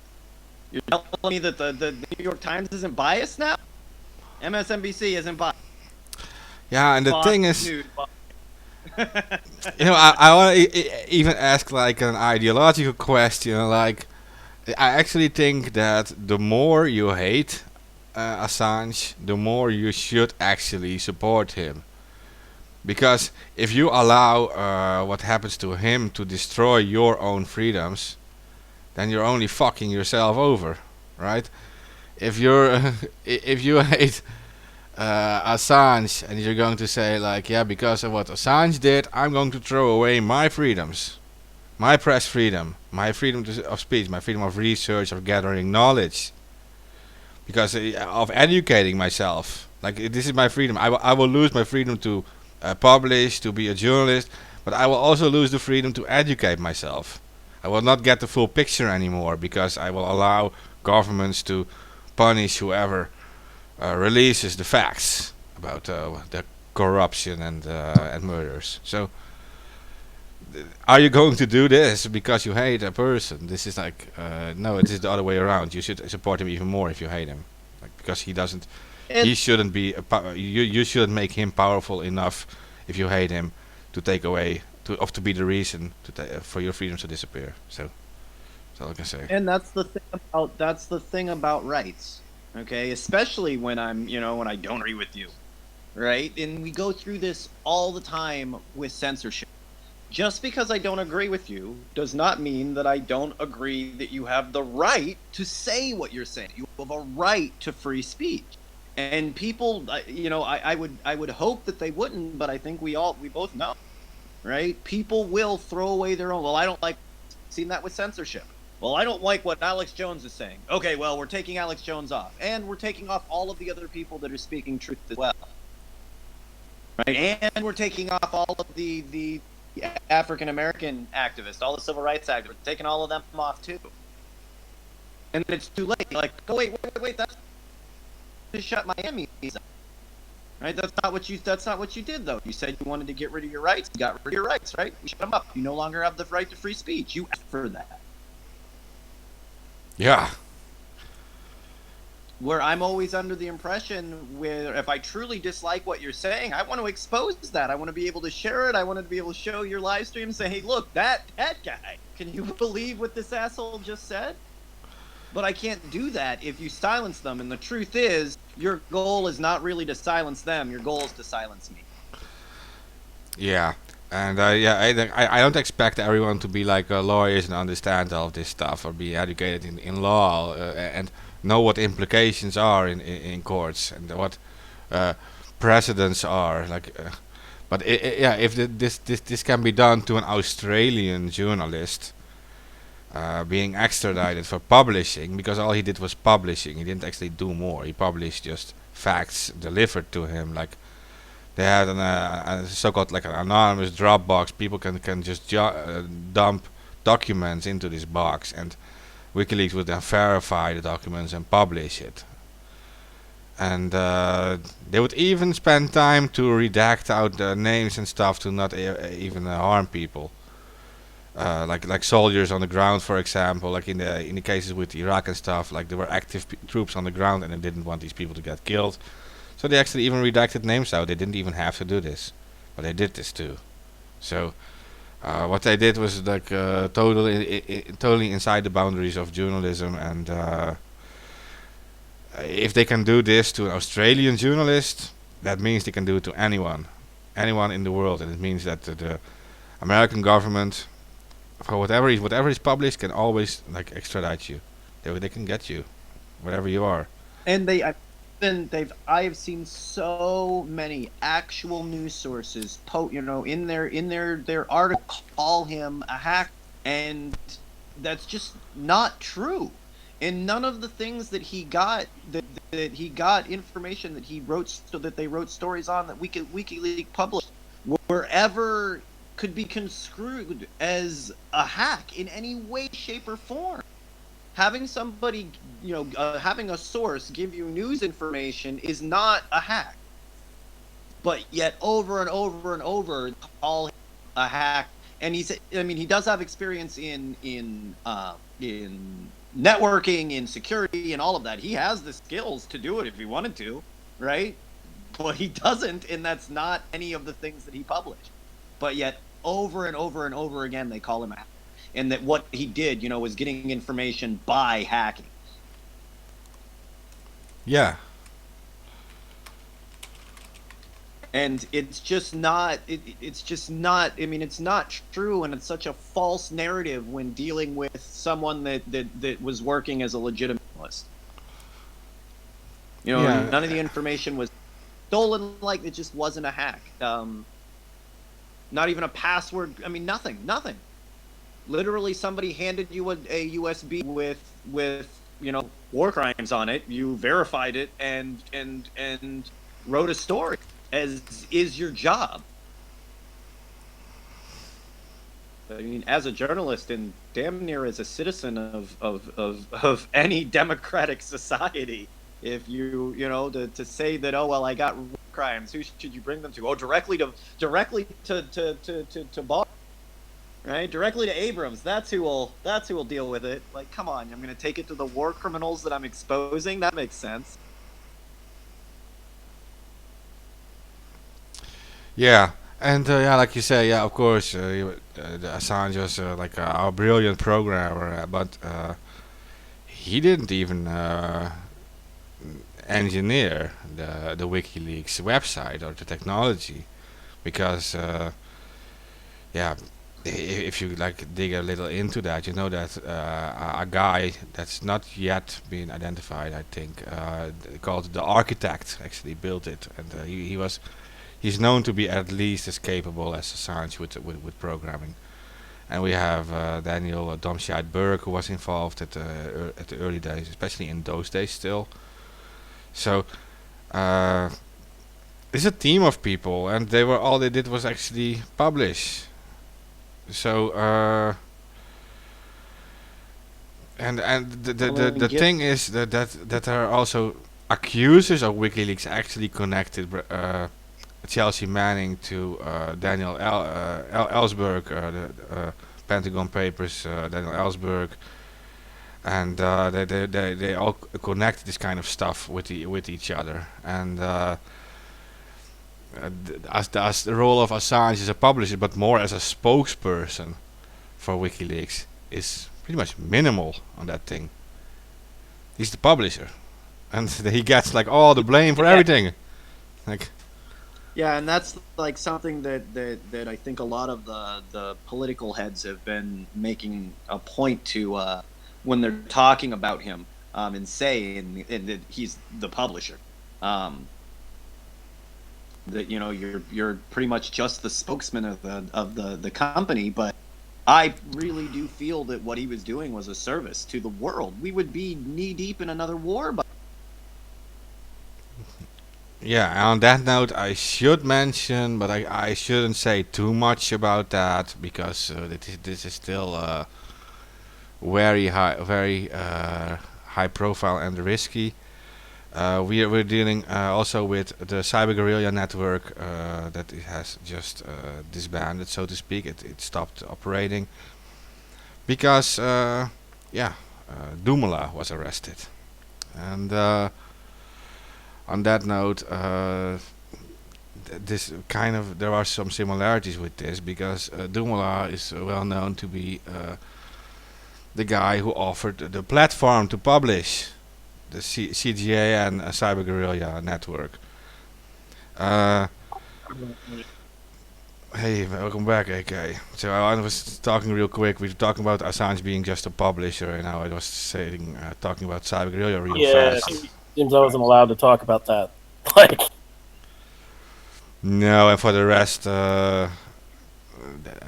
we shouldn't give any more information about that part, because that is pretty much also already written in a statement by CGAN. So they provided a platform. That's all. They provided the platform, and right, yeah. No. Nobody with all of the war crimes been exposed. Nobody that actually did the war crimes has been arrested. Only the people exposing. Yeah. They're only going after Annans and going after Julian Assange and going after anybody. It was now declared by the National Security Center in the U.S. National. What is it? Let me look this up. What is it? What's the actual called? It's NCSC, National. Oh, National Counterintelligence Service Center. They've now declared that they're going to go after hacktivists, leaktivists, and anybody who is considered to be a publisher of transparency, an open publishing platform that kind of exposes government corruption. They've now declared that all of these people are now labeled to be next to ISIS, Al Qaeda, fucking like all these like terrorist groups. So now we're all a part of a terrorist group, guys. Another one? I thought they declared Anonymous a terrorist group fucking years ago, but I can't keep track. I think Anon's a terrorist group. Water protectors are a terrorist group. Hacktivists are a terrorist. Everybody's a terrorist group. You're a terrorist group, and you're a terrorist group, and you're a terrorist group. it's like the reverse Oprah.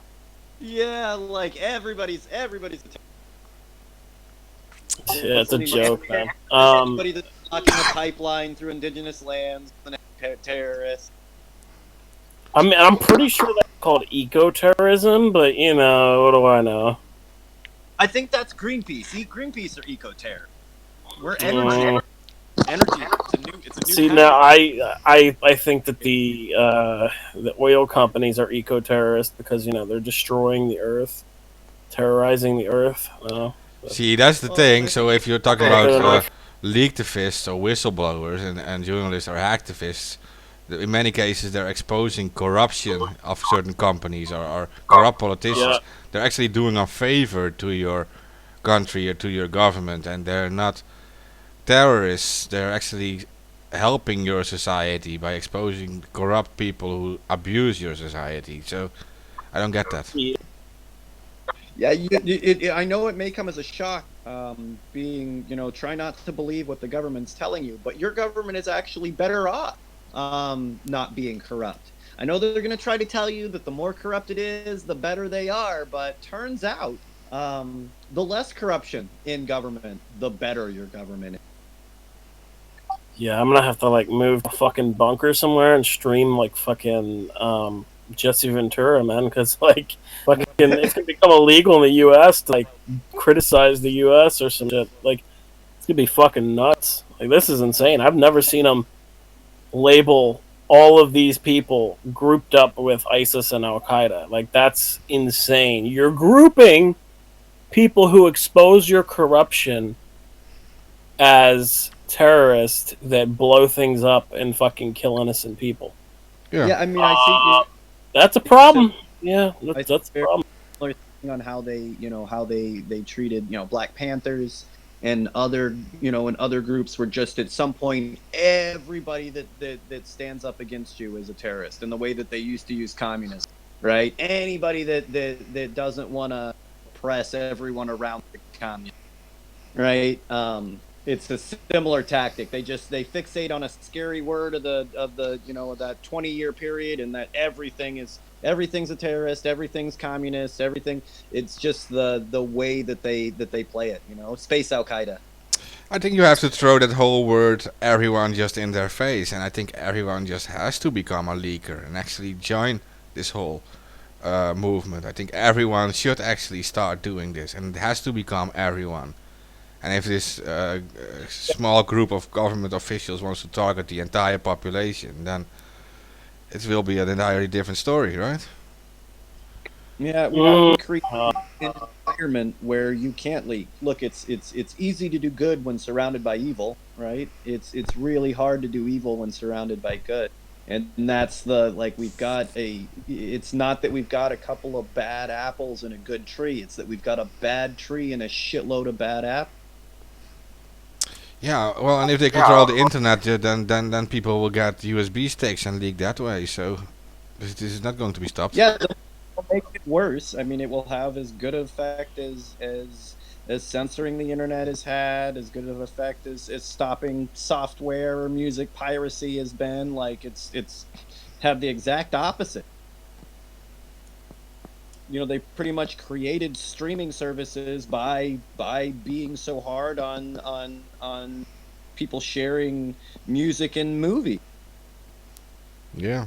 Well, they were making billions in DVD rentals, and they shot themselves in the foot. They should have just let Napster go. Right? Sam Goody, all that money that they were raking in, they shot themselves in the foot. Well, yeah, because they complained and said bullshit figures that people were not buying movies anymore. They were just downloading them. The thing is, if a movie's fucking good enough, somebody will support the fucking publisher. Oh, look at Netflix. And the actors and everything. And look at Netflix. Yeah, look at Netflix. Like, Netflix has the perfect fucking model. Yeah. It's like, And watch a movie on your couch, pay for it, easy, Yeah. done.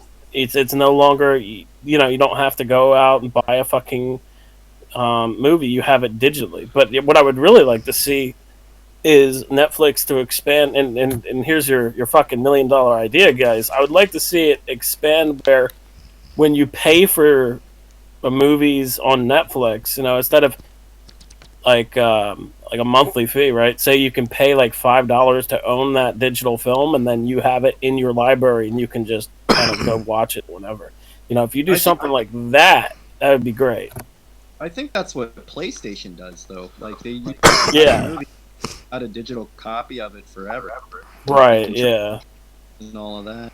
Yeah. But if Netflix did it, you know, it would be their next thing. Like, I don't understand why they haven't done it. Like, it's like, you know, it's like, yeah, you have the monthly thing, but if you add like you can buy this film and have it all the time instead of for a limited time, you know, it's a good capitalism idea. Yeah, because I mean, people still buy. You know, everybody's got their, you know, a special edition, you know, DVD from their favorite movie. You know, they've got a cool pack and all of that. People still buy those.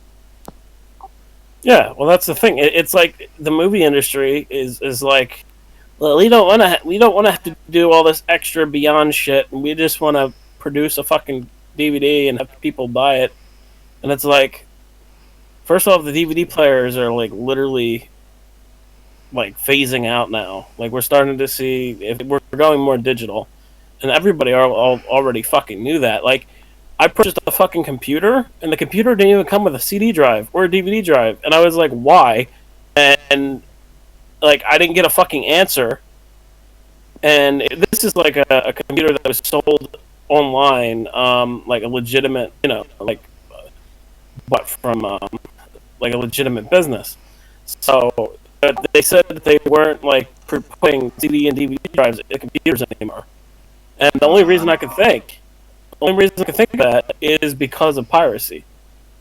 And it's like, why? It's like, you know, I could just fucking buy it, but the thing is, like, there's no like slot to even install it on this computer.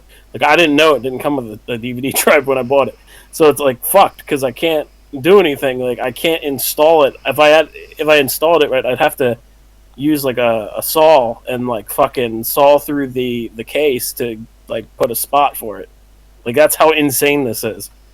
But yeah, it seems like some places aren't including like DVD drives and CD drives anymore, and they're like all moving to like digital gaming and stuff like that. Like, you have like Steam, for instance. You know, Steam has for years had. Huge. I agree. 100%. They tried to do something similar. It wasn't as successful with tape decks when those first came out. You know, to record on your tape deck, you could record other tapes or stuff that was off the radio, and those same like music companies, distributors, and everything fought tooth and nail to keep you from being able to record, you know, music off the radio onto your, you know, your own personal tape. But I don't even know how. Like, how would they fight that? You know, like, they wanted them to just take the record button all the way off. Like, they sued. Goodness, I want to say it was one of the companies that was making, you know, like the big silver boom boxes, Revvac or something like that. I forget what the company it was, but yeah, they were suing them to keep them from putting the record button on because it was one of the reasons that people were buying them. That's insane. Yeah, they've always had this thing with piracy. They don't want you listening to. Yeah, but the thing is, like, there's other fucking options out there to fight it. It's like, you know, I mean, that didn't work at all. You know, everybody is good at it. Everybody records their music off of the radio, but it reminds me right? Yeah, like, like the only way that you'd be able to stop that is if you put a like audible under the song that when it's recorded it like triggers, but I don't even know how the fuck they would do that. Like, they did that with what is it, DRCM, is that what it is? It's like where the audio like kind of it makes sure that if you if you download a movie and put it into a DRM supported like DVD player, it won't play the audio. You only get video. Yeah, that makes sense. But like they made them put, if you look on the side of your tapes, they made them put. You look on the side of your tapes. Nobody uses fucking tapes anymore. But they used to have like a little switch, and it was they added that switch that made it from read only to read write, and that was kind of one of the reasons. And when you bought the tape, you had to switch it over. Interesting. So it's always been pirates. Well, yeah, they're not going to stop us pirates. It's not happening, guys. You can try as much as you want, but if we see something that we want, we're gonna pirate it. Oh yeah, you can't even play music. So even if it's not, if you're covering a song or playing a song, that's copyright infringement as well. Yeah, Mark should play the song by Futuristic Sex Robots. Fuck the MPAA. It's just No, you know what I'm talking about. yeah. But it's just because everyone fell for the honeypots, man. Like everyone joined YouTube and all these things. So yeah, they got all the power, and then they start like when they drag everyone in, then they start putting in the restrictions. So YouTube wasn't like that before. Yeah, because it was whatever you put in. It's YouTube. It's you, right? Put what you feel on there, and now it's turned into there too. Facebook turned into recognition. Yeah, it's so long fucking YouTube. It's literally nothing about you about YouTube. Yeah, it had like a 4-bit AI system back then. Like I think it even until last year or something, it would not even detect anything, and now it's like all super advanced. Like it is. It's not. I mean, advanced. I guess if you're like what you're advancing it to, it's made it an advertising platform. I guess it used to be for content creators and people that were speaking their mind, or even playing video games, just doing their fucking thing. And now it's just the advertisers really fucked it. But the thing is, like, with the advertisement and all that shit, like, it's like that at the same time, it's good and positive for the creators. But then you have YouTube, you have this content Nazi in control of YouTube who wants to ban everything that isn't fucking furry cat videos, essentially. Susan Wozniak, whatever the fuck her name is, or whatever her last name is. But the thing is, like, she has been destroying YouTube since she became the CEO. She needs to be kicked out, get a new CEO in, and maybe they can fix things. Maybe, like, it's insanity what they've allowed her to do to YouTube. It's so much advertising. Like it's just it drives me too much. I mean, I don't care about the advertising. That's going to video started playing in my browser, but I don't care about the advertising. Like that's going to support the creators on the platform. Without advertisement and people paying to put their advertisements on a site, the site is not going to last long. There's site costs, there's all types of shit, like, and especially for YouTube, like, how are you going to pay people to get a certain amount of views? You can't if there's no advertisers, right? Where would the money come from? Yeah, I mean, that's what I say. Like with these, like, social media sites that want to do things without advertisers, it doesn't fucking make sense. It's like, yeah, you want to create a social media site without advertisers, but how the fuck are you going to pay for all your server costs and pay your fucking employees and all this other shit? It's like, it's not going to work. Like, it's some of that, but there's like a third question that they're not including on purpose. Like, how are you going to pay for all of that and make billions of dollars. Well, yeah, you don't need to make And billions of dollars is what puts us constantly being attacked by advertising. Like the other parts, yeah, you have to have enough to pay for maintenance, you have to have enough to pay for the servers and workers and all of that. support. You got to pay for support, people to have there to answer people's questions. You know, Right. and you wanna make- Twitter's struggling on that front. It's like, you know, they're actually using, I think it's Zendesk. So, I mean, Yeah. even though Twitter has I- ads, they don't have enough ads. Like that's Yeah, but at the same time, Jeff Bezos just bought the most expensive property in California. but Jeff Bezos is Amazon. That's not Twitter. So, No, it's not, but it's the same kind of thing. Your operating are one thing to consider, but is the reason that we're being attacked by advertising because of operating costs or because you need a new Ferrari?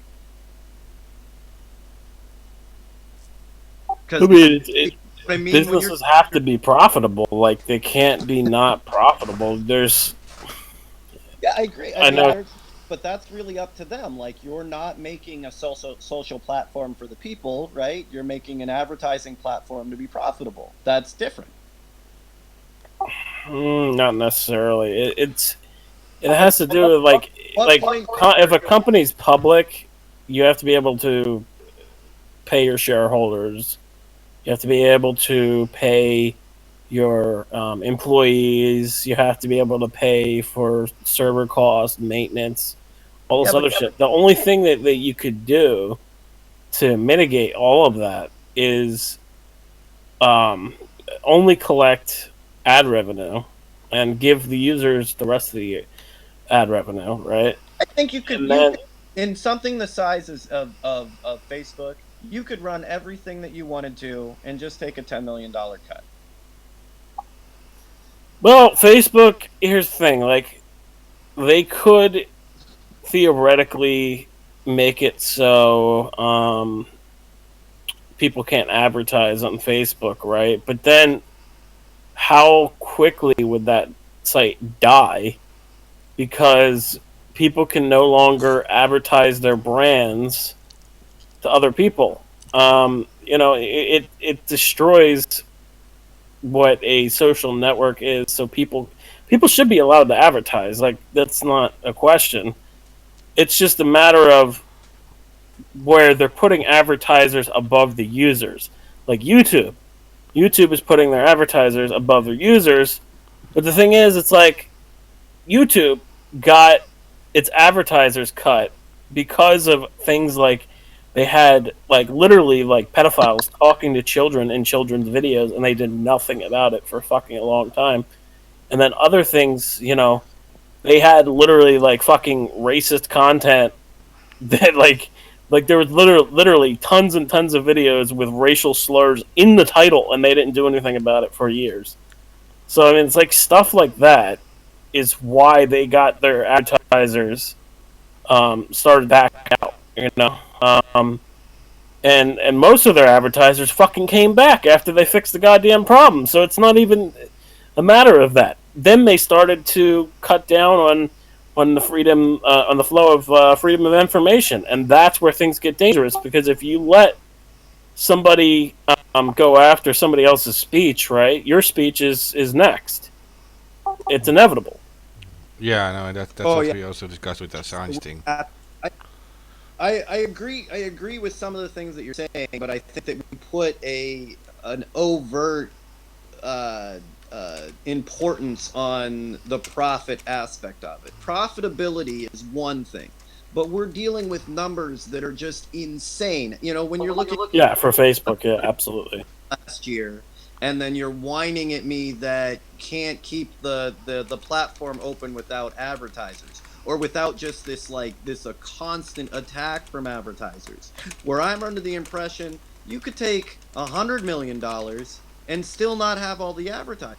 That what you're Oh yeah. No, the thing is the big problem with Facebook is there's no reason for them to fucking sell user data like they do.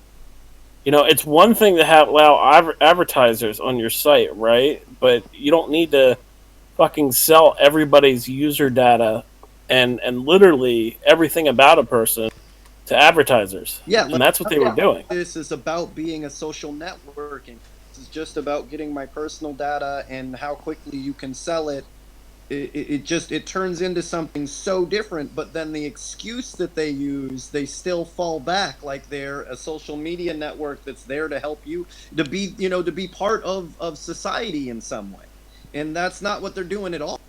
But like I said, they like to fall back on that thing, like it's put on them somehow, where you could easily do it, you just wouldn't have the fifth yacht. Like, the problem is that you bought a fifth yacht, not that you don't. Well, yeah, I think that would be the problem if your business went bankrupt and you were like, well, I can't afford to pay my bills, but I bought my fifth yacht. Oh, they do. And if like, oh, I can't afford to pay my yacht, it's okay. The U.S. government will handle that in the city. The thing is, like, with that, like Facebook, Facebook gets a quote unquote huge find, and then that's like literally taking nothing out of their revenue. Like, what do they pay? Like 50 million? They pay 50 million for the privacy data scandal. Is that what it was? Anybody know? Yeah, it's like a week's profit or something.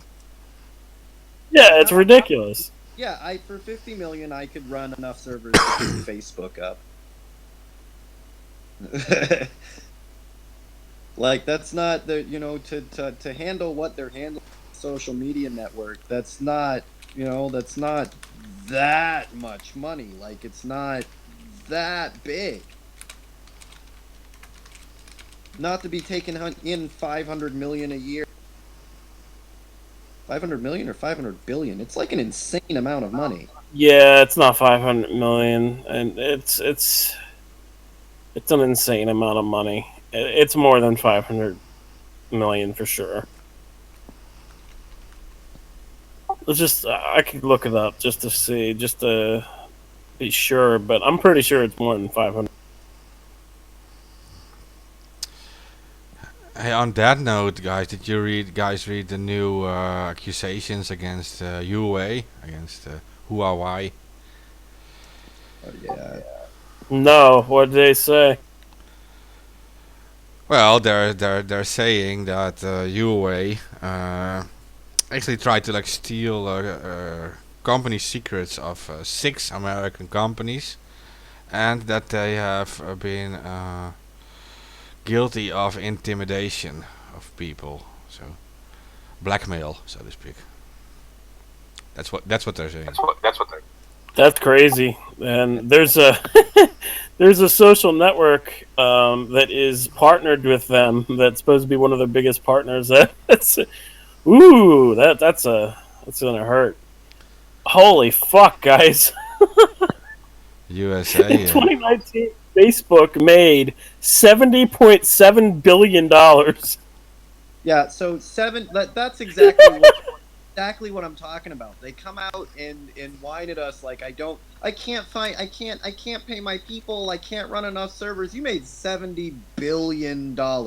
You can afford to wait to run the Facebook network for $70 billion. Oh yeah, absolutely. Yeah. I'm not saying Facebook. The thing is, I'm saying like smaller businesses that aren't fucking Facebook. You need to be able to pay for all that shit. And the thing is that with these laws that they're trying to push through, like fucking the EU laws and the laws they're trying to push through in the US against encryption, they're trying to make it so, and not only encryption, they're trying to push a law about if a network doesn't handle child pornography quick enough, that they can get their Section 230 protections taken away. And that's insane because that protects small businesses. Like, Section 230 protects small businesses. Yeah, I love that they'll being the people held accountable.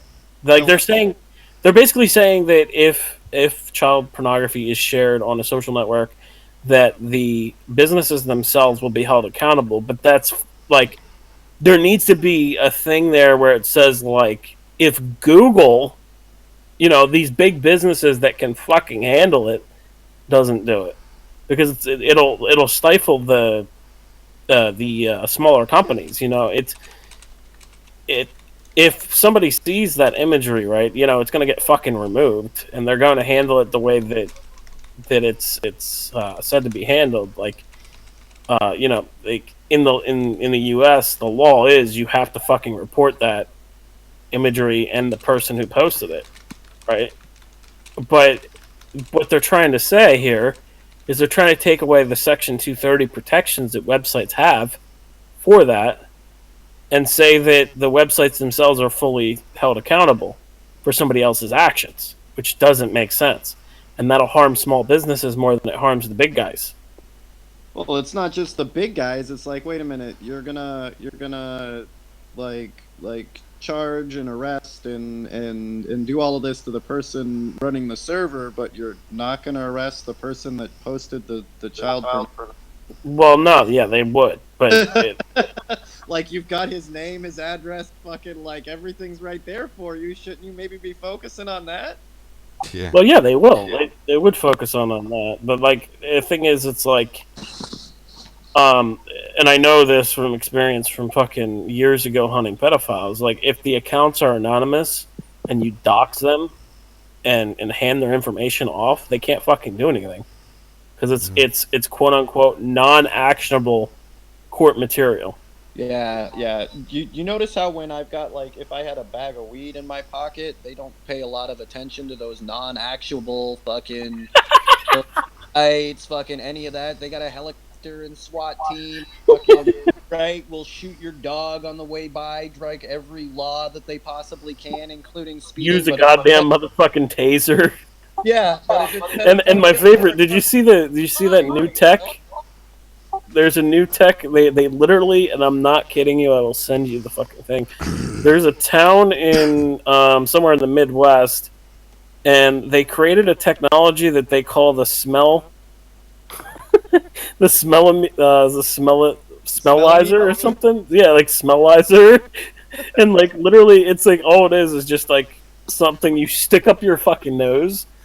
You press a button, and then it like enhances your smelling. So they say that they will be able to go after fucking people who smoke weed. It's like, oh my god, people. Yeah. Way too much money and time on your hands. Yeah, right. Well, that thing is that like that technology costed like the citizens a ton of fucking money. You spent $10 million to invent a machine to find a dime bag. Woo! That's winning. Hey, just real quick, AK, you said Facebook made 70 billion last year. Yeah, they made 70 billion last year, and then in 2018 they made 50 billion. So But it's like, oh, you guys went up. Yeah, 70 billion puts them on rank 68 of richest countries in the world. Yeah, but they can't afford to pay. They can't afford to pay their workers or run their service. Oh, they're ranked Just above Venezuela and Luxembourg. So. Of course they are. Yeah, and that's the thing. It's like Facebook, like they might as well just fucking apply for countryship because like they're trying to launch a currency like Libra, and I don't even really think it's gonna launch. I've heard so much shit about it. Like, well, a couple of their big backers pull out, which probably killed. yeah, well, that's because what they wanted to do was they wanted to create they wanted to do what I'm doing, basically, but they wanted to use their partnerships, like with Uber and fucking all these other companies, to allow people to use like digital points. It's not really a currency, but in our regards, we want to give people fucking like ad revenue share. So Facebook wouldn't do that. They're not going to give you none of their ad revenue share. Mark Zuckerberg is too much of a stickler for that. He's going to regret it, though. It's not a currency. See, in a currency, like I give you $1 and then you give me a piece of gold or a piece of silver that's worth that same amount. Oh, okay. How does this work? Well, it would be different. Like, tell you to go fuck yourself. Well, it would be different. Like, it would be different if it's not a cryptocurrency. You can't trade it on exchanges. Like before, they said Well, that's you what would be money. able to trade it on exchanges, and then they were like, "Oh no, never mind. No, we're just going to allow it so users can exchange it from each other and to our partners." So it's not really a real cryptocurrency if it doesn't trade on a fucking exchange where it can gain its Or fucking like it's value. like Disney bucks. I mean, literally, it's Disney bucks. You can Disney bucks. You can't trade it in for real money. Well, yeah, that's the thing. Like, it's not. There's no. The thing is, with Facebook controlling Libra, right? They have the ability, literally, to sit there and just print fucking money. They literally just become the new Federal Reserve. Probably be a little less corrupt. You do realize that Facebook has all your data, right? Well, I mean, Facebook. They would literally be able to trace your payments, like what you use with the fucking. Well, the Federal Reserve has all my gold, so Yeah, but they don't have your data though. Your data's worth more. yeah, it probably is at this point. And he purchased a car. He got a ride from Uber. He purchased Uber Eats. And now let's give him a whole bunch of advertisements about food from Uber Eats and the coupons for fucking Uber. No. Like that's literally what they'd be able to do. Like, They'd be able to target advertise you so fucking ridiculous with Libra. well, does this happen to anybody else? If I get an ad, right, the same ad, more than once or twice, I'll literally never buy that product. Fucking to see man more than once or twice. It's not like I'm doing it on purpose. Just I'll see it in the store and I'll be like, oh yeah, I saw that ad. This is a scam. Like it immediately makes me not trust whatever I'm getting. Okay, we have two other things. We have the thing if you want that, AK or Terrence, we have to talk about the infiltrators, of course, and about the stuff. And Oh yeah. second thing that I saw was maybe interesting to certain listeners is this whole alien signal from the sky. Did you guys read about this? Yeah, I saw that. Yeah, it beamed back like 16 times a day or something like that. Yeah, it seems like that every 16 and a half days it starts broadcasting for 4 days in a row, 2 times an hour. So. Oh yeah, so it's every 16 days. Okay, I thought it was 16 signals like a day. I mixed it up. Yeah, I fucking happened. Interesting because last show I said that eventually with the Space Force and all of this, they will get a random signal from space that will immediately make them, they need to build Space Force. They need to more money to protect the Earth from the unknown possible alien threat. Yeah, just that it's like I think it was 1.5 billion light years away, but yeah, I guess. Oh, doesn't it mean but that that's it the deal. actually? Always, like the threat of North Korea attacking us. We've been 70 years now. They ain't gonna attack us. It's been 70 fucking years, guys. Right? But the threat has to be there. The unknown threat is what allows you to build endless. Right? You've got, it doesn't matter how the weapon have one more because the Russians and the aliens are like the perfect response for that. We don't know who they are. We don't know what they want. But I'm telling you this, it's going to be expensive, and you need to be scared as fuck. Yeah, but the fact that this is like 1.5 billion light years away, doesn't that mean that they actually started broadcasting 1.5 billion years ago? If this signal reaches us now. Well, I don't know the speed of these. Yeah, so we've got 500 million light years away, but I don't know the speed of the FRB signals. Does anybody know that right off the bat? No, but I do know that, like, according to Einstein, nothing travels faster than light, except for like quantum mechanics and stuff. But If this is like a normal signal and nothing travels faster than light, then we should say Well- that it at least took that long, I guess. Well, nothing with mass can travel faster than light. So, like, I just don't know, I don't know the definite speeds of, they could probably be like us, just trying to see who else is out there. Yeah, 500 million light years, so it'd take, it's the speed of light, it'd take 500 million years to get here. Yeah, that's like before there was any dinosaur. But if you think about it, if there was already like a civilization back then there, if they still exist, they must be like way ahead. Civilization that had fast broadcasting radio waves 500 millions of years ago. Do not, I repeat, do not point nuclear weapons at them. No, they got like Right? They Yeah. have got quite a jump on our monkey asses. Do not start shit. I would answer them with extremely nice words. There's like it's one of those things like coronavirus, right? There isn't a bomb or tank that's going to get you out of this situation. I would not. And if they start attacking, well, They're just 500 like we're million fucked. years ahead of us in just electronics alone. If they start attacking, there is literally nothing we can do about it. no, it would probably just turn the electricity off and we'll be back like riding on horses. So 500 million years is enough. Our technology is paramount to magic as far as we're concerned. There isn't what happened. Everybody on the planet is gone. They're just gone.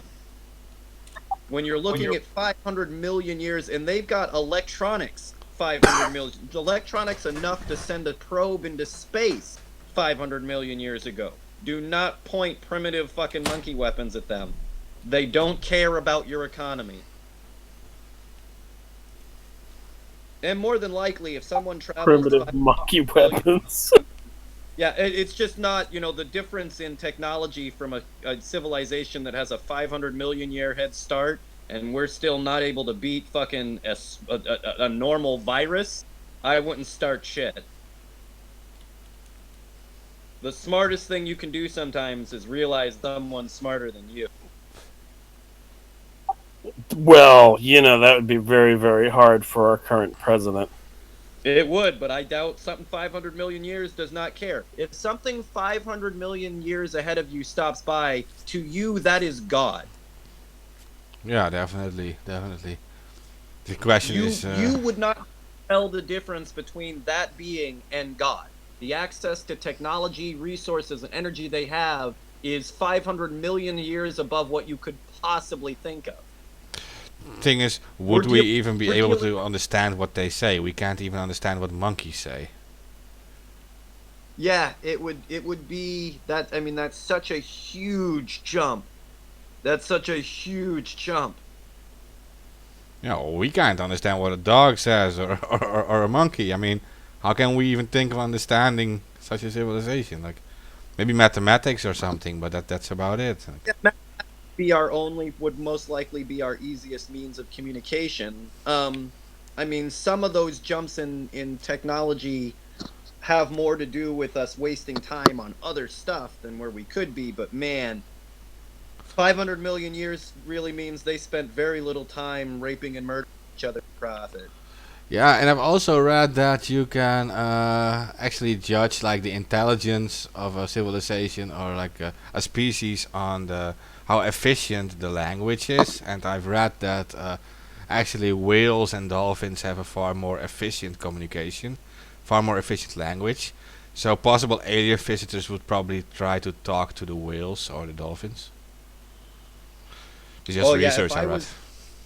I would talk to anybody but the man monkey. The man monkey. Well, Yeah. look, we've only been in charge of the planet for like 5,000 years, and we have fucked it up in the same amount. Everything else on the planet lived just fine.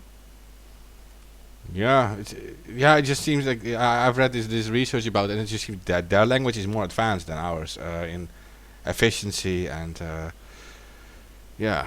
So Because- yeah. Put human traits way above other animals. and that's not. I mean, that's probably not the way to think about intelligence. But we put what humans are really good at as being the standard for intelligence, and that may be a flawed way of thinking to begin with. You know, Yeah, because our most vocal of our development has to do with the fact that we have thumbs and fingers. So, yeah. And one of the biggest things is that we have the ability to convey ideas that we have never been able to figure out ourselves. You may be able to be a really great mechanic. If I gave you a pile of rocks, you wouldn't be able to turn it into an engine. But you also are able to build an engine without ever having to do that. Yeah. Right? You can, and that applies to a lot of things where we put, well, I'm smart enough to drive a car. Well, yeah, but I can get animals to drive a car. Smart enough to build one? From scratch? Nope. But we put a lot of what makes us human into intelligence, and that's not true. That dolphin and you have the exact same ability to build a car. Yeah. Exactly. No, wait, no. Wait. You're saying a dolphin can build a car? Dolphins don't even have opposable thumbs. Yeah, I know If that's I- the it thing. doesn't- They don't have the it- thumbs. And, yeah. Yeah, it doesn't matter. If I hand you a pile of rocks, you cannot turn that into an F1. But technically, if you would like connect, what if it would happen if you connect like the brain of like a dolphin or whatever to a robot with actual thumbs? Or Wow. just like There's an experiment. yeah, they have hands underneath there. They have flippers. They have bones and flippers. They could, you may be able to mess with things. They may evolve a thumb or not. But the human's thumb, although it seemed like it was a real good deal, is not going to really helping us out of our current emergencies anywhere, right? Where animals without thumbs existed for millions of years without murdering each other, right? Without destroying the planet. So how great of a deal is your ability to open a door? So like what I was saying in the range of intelligence, if I put a pile of rocks in front of you and a pile of rocks in front of a dolphin, right, with or without your thumb, you can't turn that into a car. You don't have to. But yet when we think of humanity, you think of you driving said car as being the benchmark for you being smart. And that part is what I'm saying is not necessarily true. No. No, these are motor skills. I know some pretty dumb drivers, so I mean, I can agree with you on that. I know people that are exponentially dumber than my dog, but they're able to use language, which makes us think that they're smart, and that's not necessarily. Your dog can use language too. It barks, I mean, like. Another animal that that performs in math and in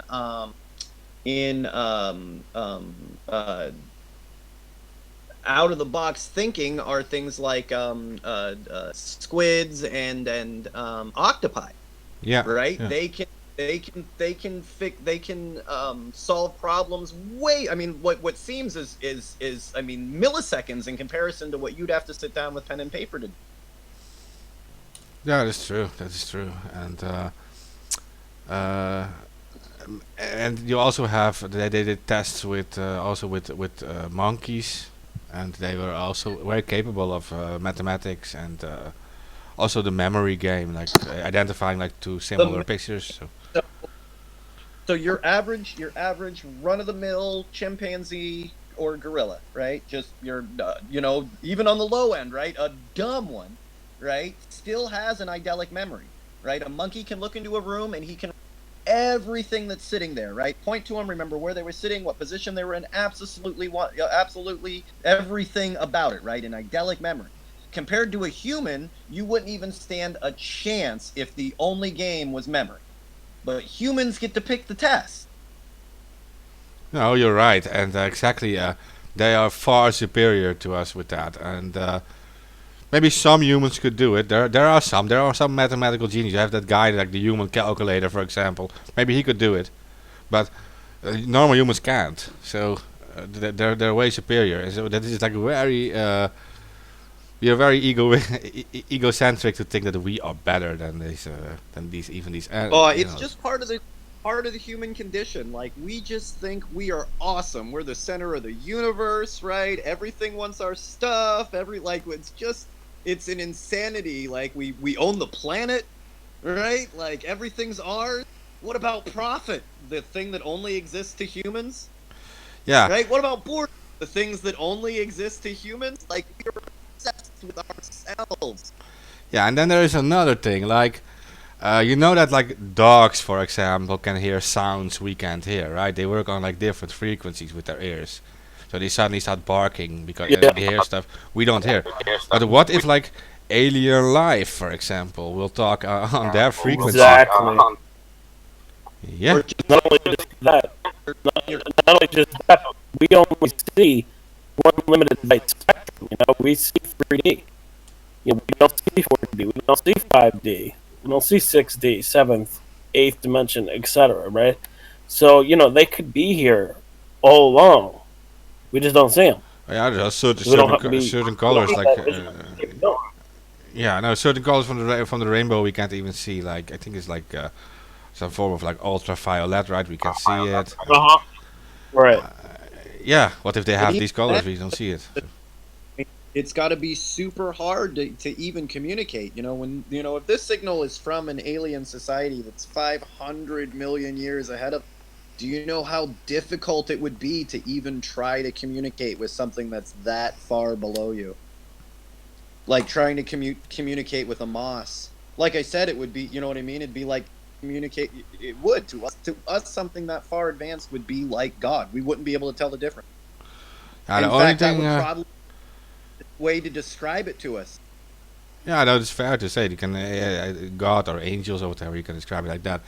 I'm thinking like the only way that they would like logically communicate, or even think like perhaps there's something who can hear this frequency is if we broadcast on like a same frequency like a planet would give out or whatever, because all the planets will give out like sounds on certain frequencies, and they would think like, okay, all the planets give out these sounds, so we will also broadcast on these frequencies. But the problem is we won't recognize it because we will think this is coming from planets.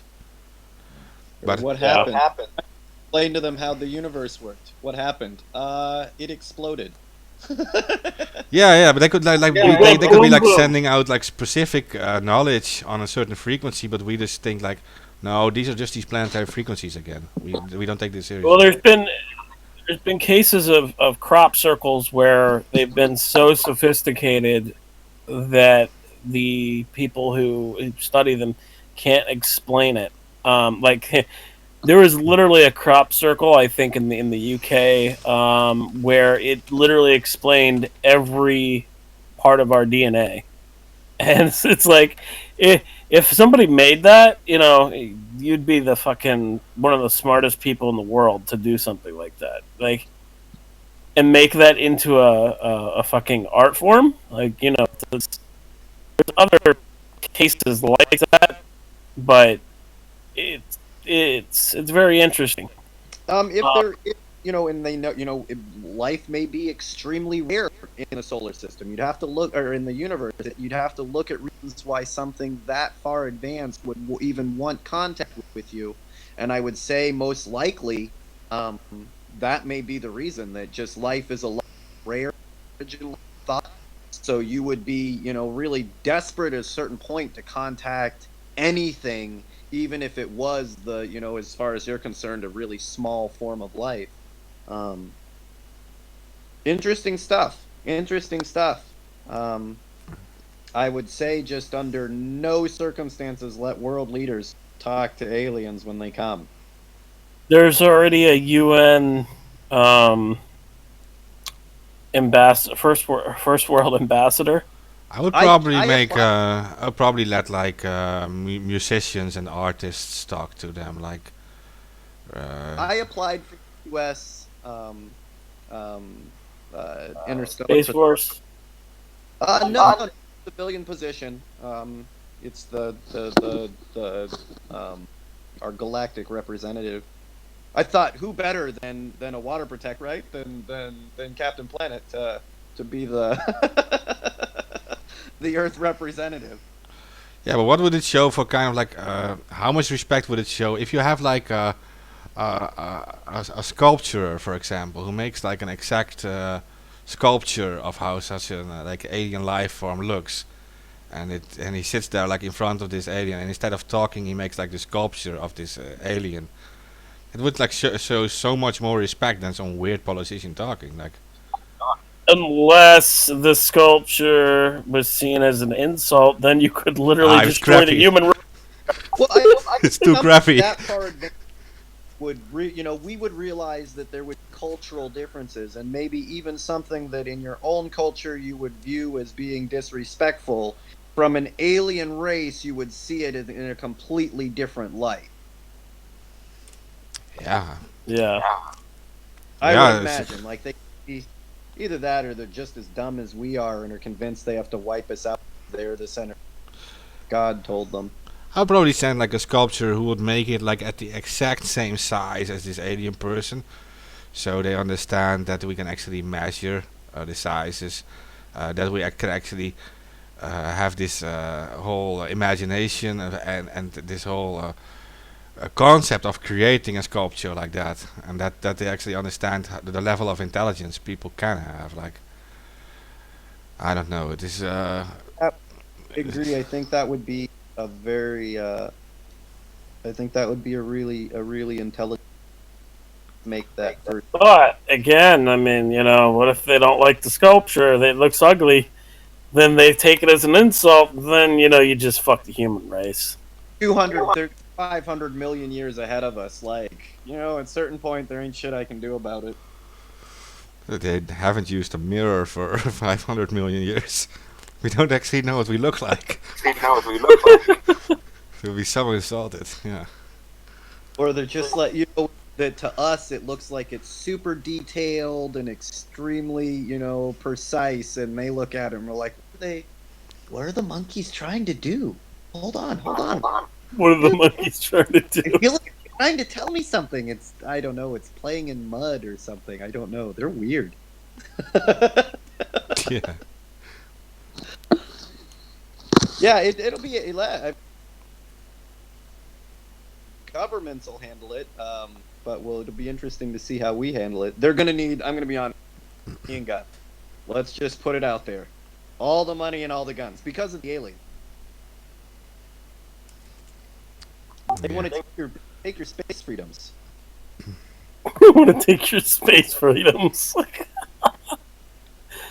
They want to prevent you from living on the moon. Probably do. There's probably been like a quarantine issue. Do not let them leave the planet. You don't get another one. You only get maybe that's you get one. There's not enough for everybody. You There's probably enough planets in the world in the universe for everybody to fucking have a place to live. The man monkey is convinced it owns everything. We may be getting really a rental agreement here. Find out that we don't own the planet at all. The Glargians do. Just wait for the Jeff Bezos to make a hotel in space, and then charge for space hotels.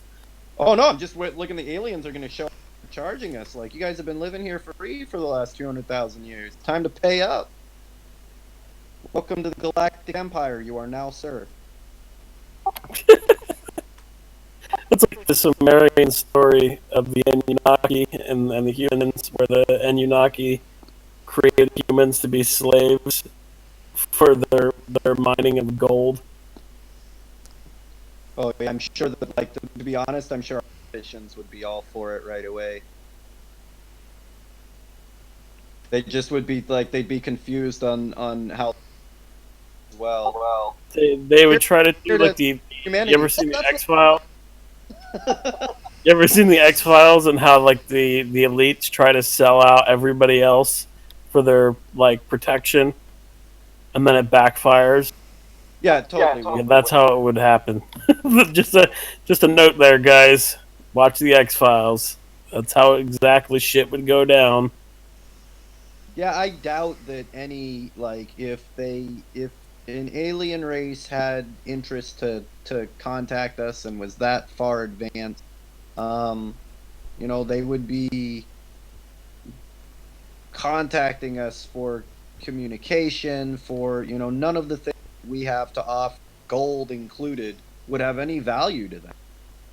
Like, the only thing that of value contact would be to make contact. There's more gold that you can imagine.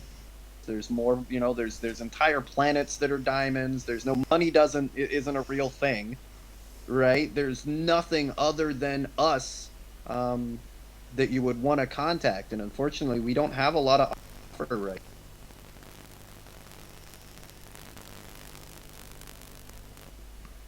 I think it would be really hard to explain our corrupt system to an intelligent race. It's hard enough to explain it to the beings that live here now. So why am I giving you all my shit again? Oh, because I'm rich. I don't like this system.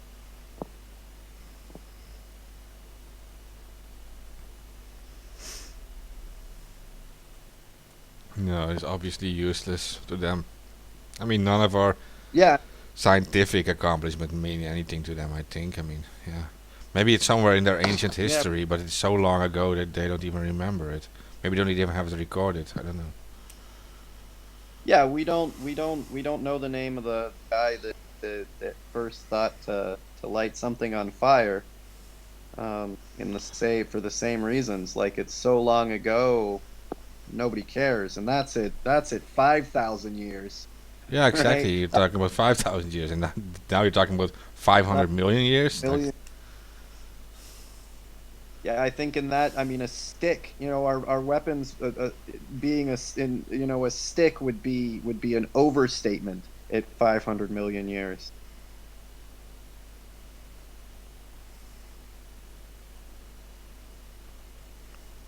Yeah. Yeah. To jump off of that topic, let's talk about infiltrators and Oh yeah. exactly There you go. what's been going on. Would you Story like of my to life. jump into that, Mark, or what? Would you like me to do it, or what? Okay. Yeah, no, like I discussed it a little bit earlier in the show. Like now we see that the Assange case is getting like closer. There's like 10 days to go now. 10 days to go now, and you see like different people messing around actually, and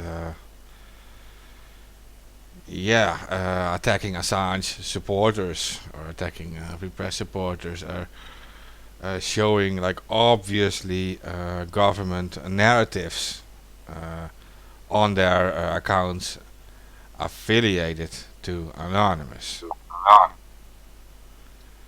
And also, like they are promoting the at the same time as all this is going on, they're promoting the opposite narrative of what's coming out of the OPCW whistleblowers. There's several whistleblowers. I think it's up to like 20 now. That are saying that they found no evidence that Assad had gassed his people in Duma in 2017. And regardless of this, the OPCW, which is a UN organization, they said that basically they didn't allow them to tell the truth. They suppressed it. And instead they spun it and said that Assad was responsible. Yeah, and the thing is that they. I'm not sure if I'm even going to mention that account name, but you can do it, AK, if you really want to. But I just know that. No, there's no point. It's just giving them fucking free advertisement. But the thing is, like, I'm not gonna mention their name or anything. I'm just gonna say that what they're spreading is complete bullshit. There's facts out there, factual information that shows that ISIS had acquired chemical weapons as far back as 2012, and by ISIS I mean the al-Nusra in the region, news merged with ISIS, so basically ISIS now.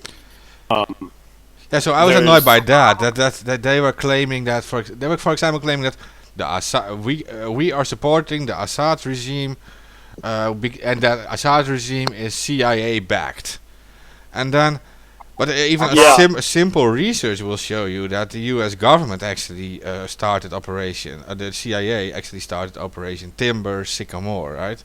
And that was an operation Yeah. that actually supported the Syrian rebels against Assad. Now, Right. I don't want to yeah. say like we are suddenly in support of Assad or whatever, because he's like obviously some evil dictator guy again, but Yeah, but this is the I same don't story as with Saddam Hussein, for example. Like it doesn't matter, we have to support any American invasion or whatever either. Yeah, Yeah. I don't have to force Assad to not buy in or support a fake, false narrative. Those aren't the same thing. Yeah, exactly. And the other thing is that what these people aren't telling you is that ISIS was caught using chemical weapons in Syria 52 times. In 2016, I think. Yeah, in 2016 they were caught using chemical weapons 50 times in Syria and Iraq. The other thing I wanted to point out here is that there was a report by a London-based intelligence collection and analysis service called IHS Conflict Monitor, right? These guys found that the Islamic State used sulfur mustard, which is a chemical warfare agent. The group's conclusions said that based on local reports, social media, and Islamic State's own propaganda, they found that they were using chemical weapons. This was right before the infamous Trump response to a chemical weapon attack in 2017, where Trump airstriked Syria, and they actually did it without any proof. Bolton just eventually he admitted, and he said that they had no proof that the attacks were by Syria's government. So they literally just attacked Syria just to attack Syria, and that's what we have to watch out for with the U.S. government. And the fact is that people who are pushing this U.S. government narrative that Syria is gassing their people, Syria is gassing their people, right? Again, I will say that Syria did have chemical weapons, but so did ISIS, and we don't have a conclusion to say that the Syrian government was gassing their people. Yes, yes. The Syrian government has chemical weapons, but so does the fucking U.S., so does Turkey, so does Israel. You know, all these countries have chemical weapons. So why is Syria being the one blamed when there's other people in the region that could have been doing this? The Wall Street Journal reported that the Syrian government had completely removed all of its chemical weapons from the country in 2014. And this was handed over in collaboration with the United Nations Organization for Prohibition of Chemical Weapons, OPCW. And further than that, also John Kerry was there and signed off on it. So all these people signed off on them surrendering their chemical weapons, right? And the thing is that before the attack on Duma, organization, right? Not Trump. Assad handed evidence over to The Hague and the UN watchdog group OPCW, and alleged that Syrian rebels were using mustard gas against civilians. And that's the same assertion that was made by Conflict Monitor. So the thing is, when these people post these erroneous lies and disinformation, there's information out there that completely counters their narrative, and whether you know it or not is what changes the conversation. Now, if you can bounce back on somebody spreading propaganda, they'll shut the fuck up. They won't speak to you. You know why? Because either they are an intelligence person who is specifically paid to do it, or they're just spreading it because it gets them followers and likes, and they're using the Syrian situation. And I mean, in the respect to one of these accounts that we're talking about, I think it's the latter, that they are potentially involved in intelligence because they constantly push intelligence narratives. And like the same, I figure we're all probably talking about the same people. Like the same day that a new government op starts and the new misinformation campaign starts, they're in there posting the exact same shit like right away. I mean, if you're not working with the feds, then damn, you are watching them to the point where you might as well be. Yeah, right. If you're spreading what the feds are spreading, or if you're getting your news from Bellingcat, you got a problem, because Bellingcat is linked into the Atlantic Council. And if you don't know that, well, now you do. And it's like Bellingcat is used to push these propaganda narratives. So, They've been caught over and over again. People have been debunked them over and over again. You can look up Bellingcat debunked. I've put it in the chat, Terrence, so you know what we're talking about. Just to confirm.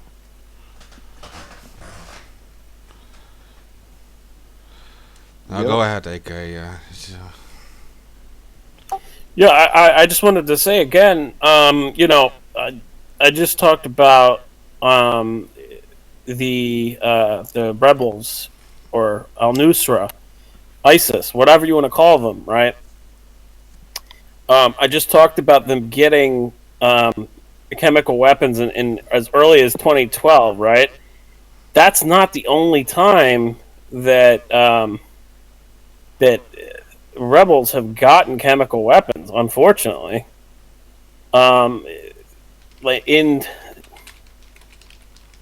Okay, so the very first attack of chemical weapons was in 2012, right? Foreign Policy reported that in 2012, ISIS had captured a Syrian military base that was filled with chemical weapons. And that was the first attack. The next attack was in 2013. Okay? And after the attack in 2013, UN investigators were actually shot by snipers in Syria trying to investigate the 2013 incident. In 2014, it was reported that ISIS had captured a Iraqi chemical weapons factory with 2,000 chemical rockets filled with sarin gas. Okay, so now we have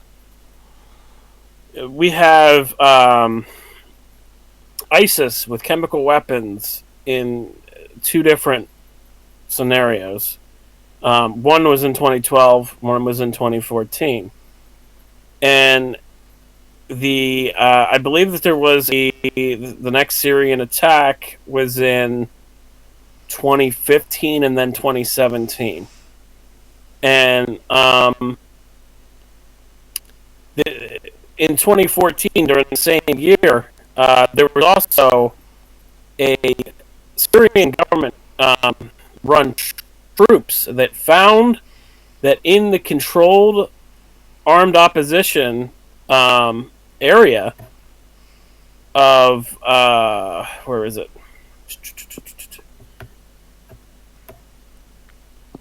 It doesn't say. It just says an area that was controlled by the opposition group.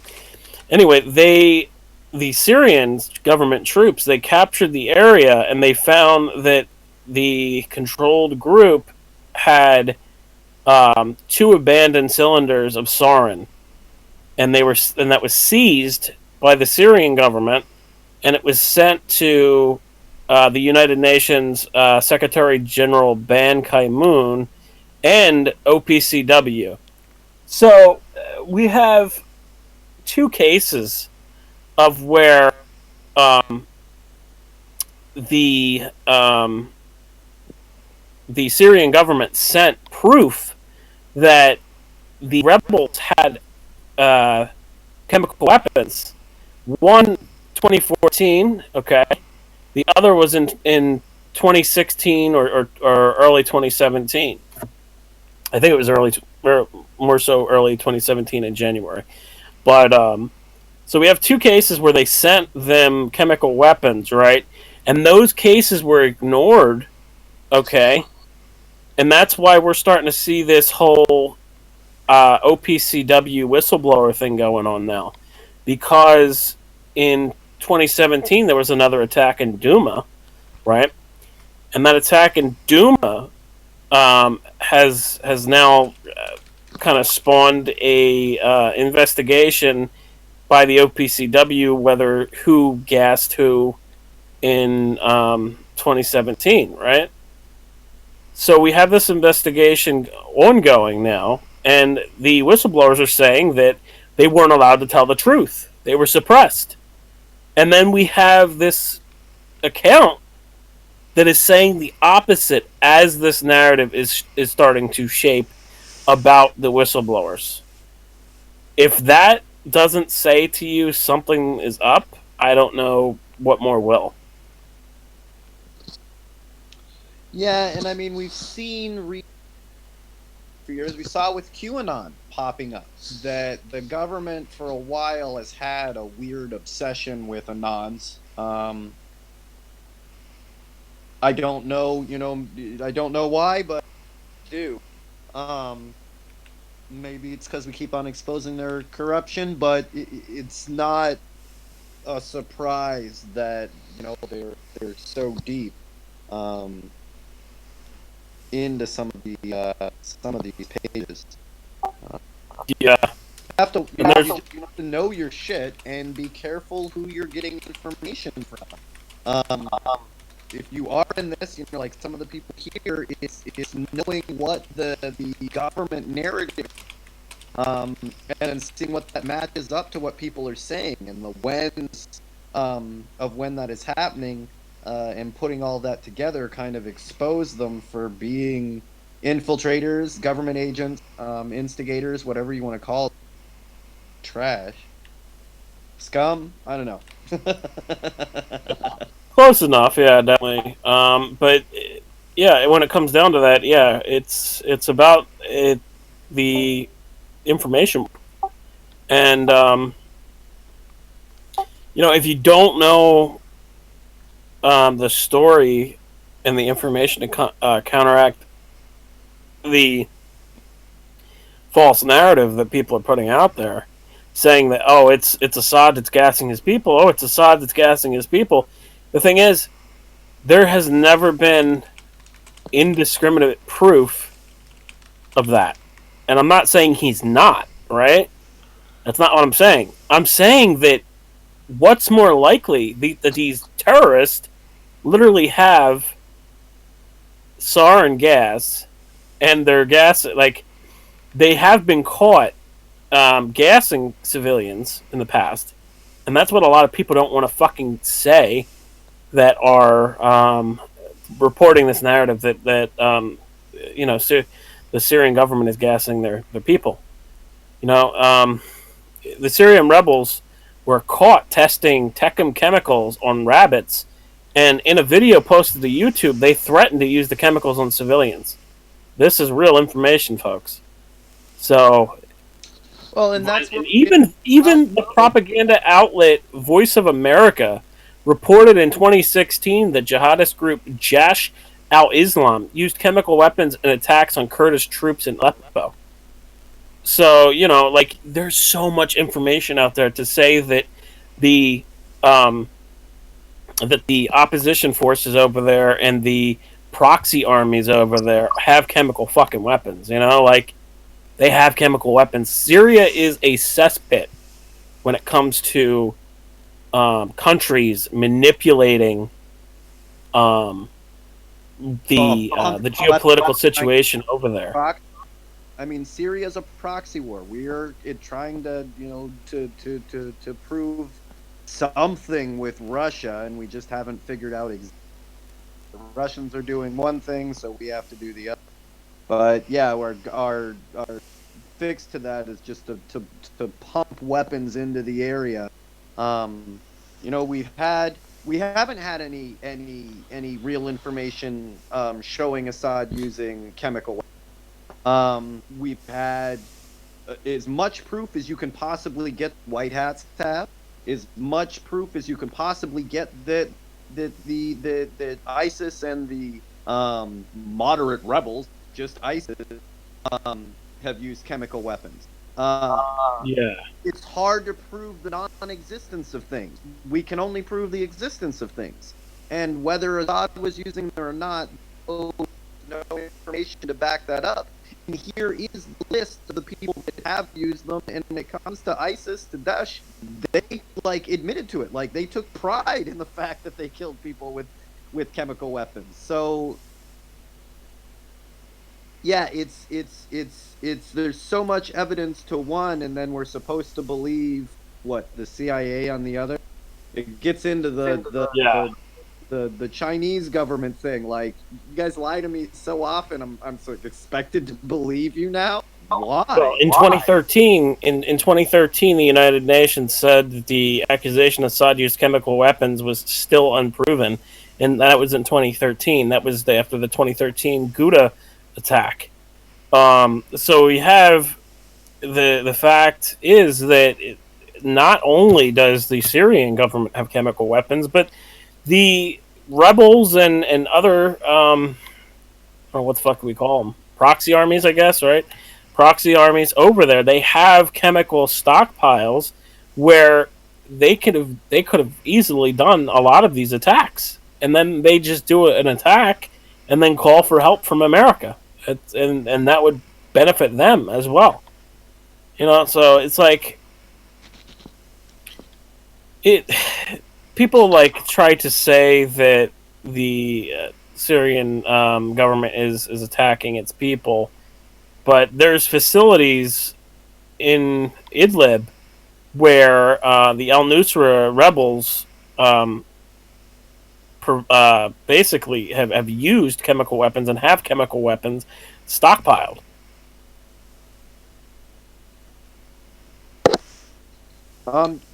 Yeah, and I mean these chemical weapons are illegal to begin with, right? And sarin's a big one. We've been pumping that all over the world, and you can't use it anyway. So why are we continuing to stockpile and sell it to people?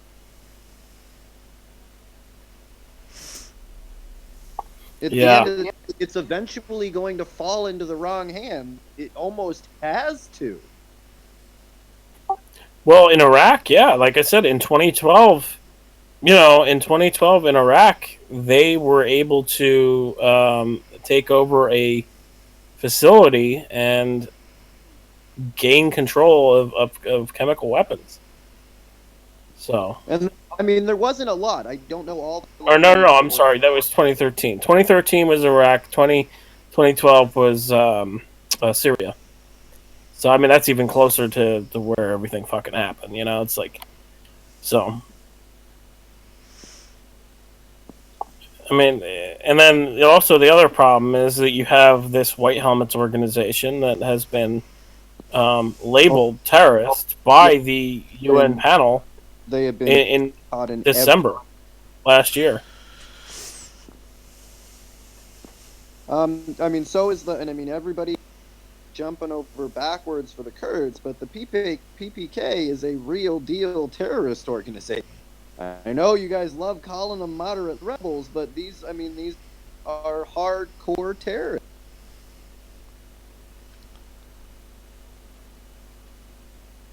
I think in the last couple of years, I mean, we've got dozens and dozens of car bombings and civilian deaths, and I mean, there's no reason for us to be supporting groups, even if they do say that they don't like somebody that you don't like. But our willingness to work with groups like ISIS, knowing that they, want and will to use chemical weapons, it's a problem. It's bad decision making. Yeah. And as far as the 2017 attack happened, happened.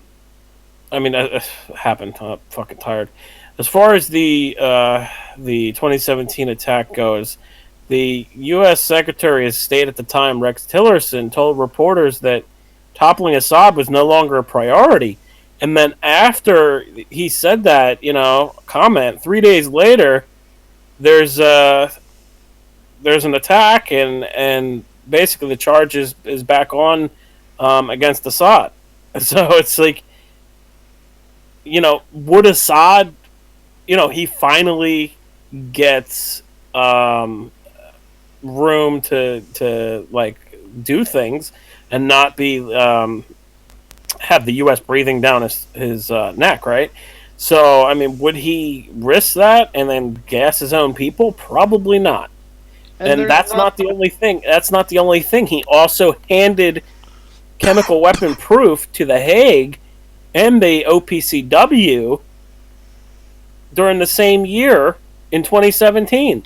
So why would he gas his people in 2017? He wouldn't.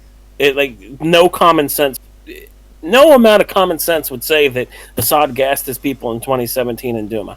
And that's what these OPCW whistleblowers are saying. They're saying that they didn't have proof that it was Assad. And to counter narrative on that, they said that it wasn't the Syrian government. So, but they weren't allowed to present those facts, and they weren't allowed to speak their truth. So, when we have accounts that are countering that, they are literally countering whistleblowers. Okay? They're countering whistleblowers. And Anonymous has always stood for whistleblowers. We don't have a fucking narrative of, like, support this person or support that person. Obviously we don't fucking support Assad. We don't support any fucking leader. So, we support the truth. It goes beyond Assad. I don't support any leader. That's up to the Syrians.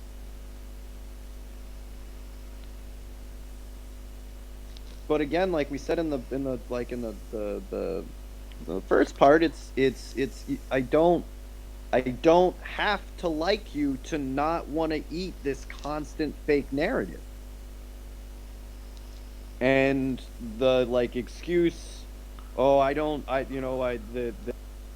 America doesn't like you, or you don't like them, to continue on this nightmare.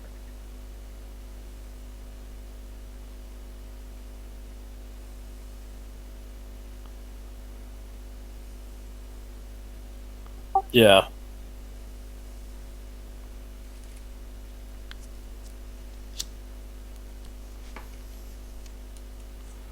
Okay, guys.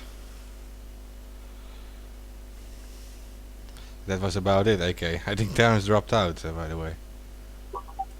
Oh, okay. Well, it's like, I hope that everybody getting this information. Oh, I want to touch on one more thing. Look up and Google it. Okay. Here's another reason that I'm very suspect of people putting this narrative about Syria. Just give me a second while I find it.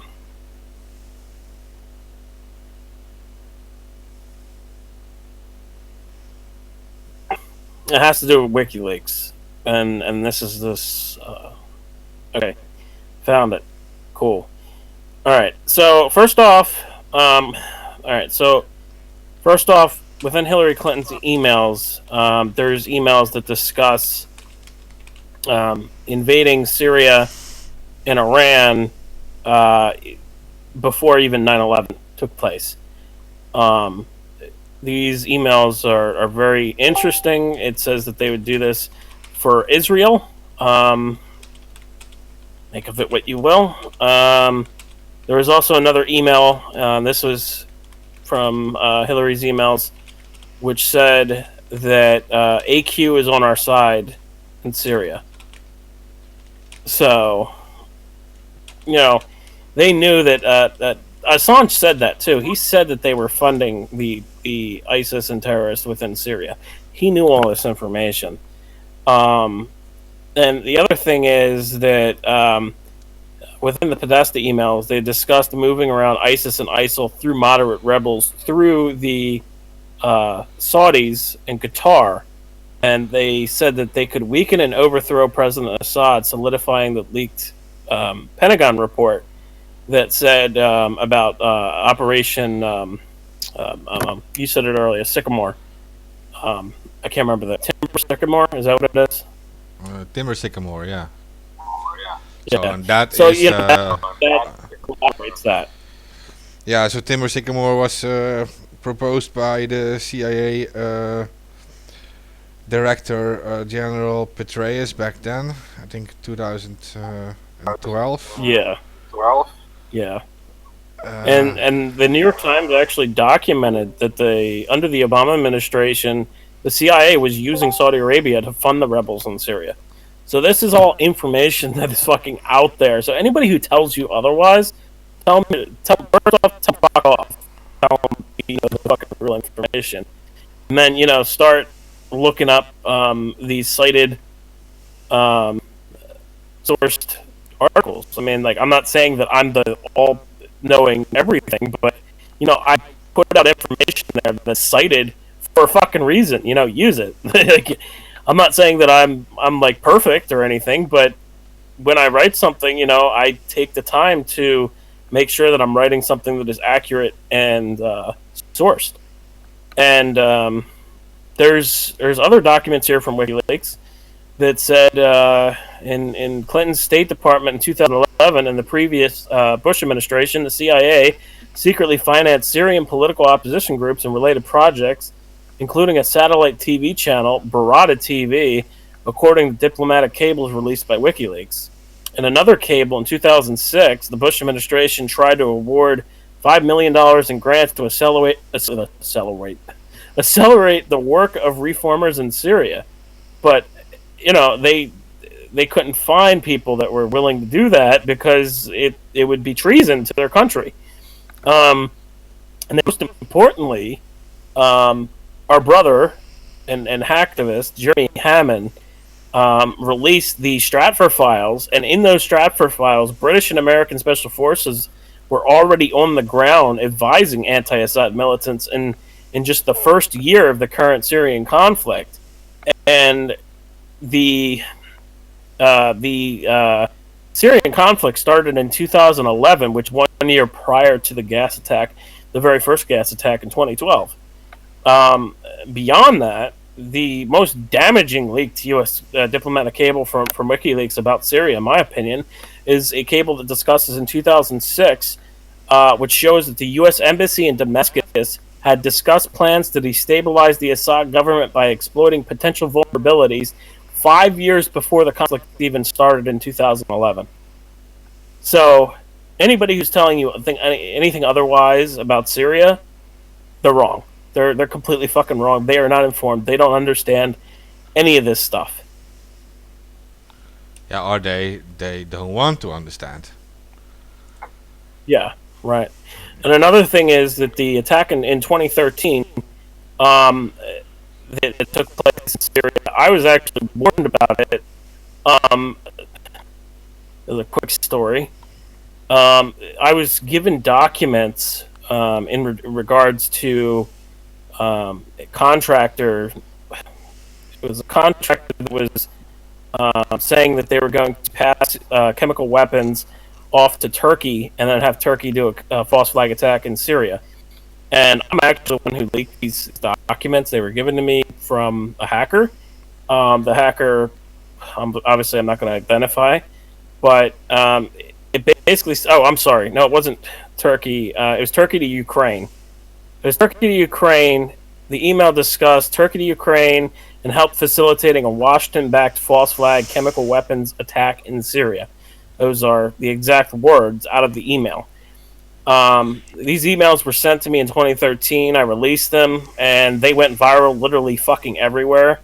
They were posted on fucking Daily Mail, Yahoo, fucking all these articles were about these emails. But then they took down the articles after being sued by the contractor because it was a leak, and they were able to sue them for posting it. And the other thing I just want to note is that if anybody thinks that the U.S. government or the CIA wouldn't do something like this, they admitted to bombing Iran in the 1950s, and they hired Iranians to pose as communists to stage these bombings. So if they would do that in the 1950s, and they also discussed Operation Northwoods in the 1960s, where they wanted to blow up buildings and fly planes into civilian buildings and kill civilians. Why would they not do something like that again in the modern day? Yeah, no, of course. And well, the whole timber sycamore thing. I mean, that's like public on Wikipedia. I mean, it is well researched. It is it has a lot of sources, and yeah, they armed rebels, and they fought together with Al Nusra. Like, they literally fought side by side with Al Nusra. Yeah. Right. They trained them, they paid them, and they gave them weapons which were later used.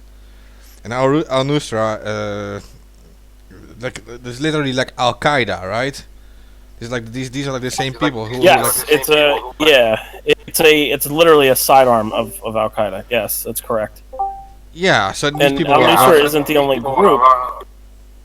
Go ahead. We have a lag thing going on. Yeah, I was just gonna say Al Nusra is not the only group. That group I mentioned earlier, Al Jizam, whatever the fuck their name is. I just fucking closed the article. Let me see if I can find it. Yeah, well, bottom line is they funded these people, they armed them, and these weapons were later used against, even themselves, right? I mean, American soldiers died with these weapons given to them. Okay, Jajm al-Islam, that's what it's called. Jaish? Maybe it's Jaish. Jaish al-Islam is the other group in Syria. There's tons of groups in Syria, that's the thing, and it's filled with different ideologies and everything, man. And on top of that, they're funding fucking proxy wars. And I'm not saying just the U.S. I'm not. I'm saying Turkey, Israel, fucking Russia, all these countries, Saudi Arabia. Oh yeah, right. All these countries are involved in every terrorist organization on the planet. Well, yeah, seems like and later on, these Al Qaeda, Al Nusra, and the group you just mentioned, these people all work together to declare this caliphate thing, the ISIS caliphate. So yeah, they are literally responsible for that. It's literally ISIS. You gotta love the way that the U.S. thinks. We've got a problem with a possible terrorist organization coming to power in the Middle East. What should we do? Send them as many guns as possible. Just fill the area with weapons. I remember seeing reports of we accidentally dropped a Humvee and fucking a Ford truck and all this other shit. We accidentally just airdropped ISIS a bunch of ammunition. I'm like, oh my god, this is so pathetic. Whoopsie.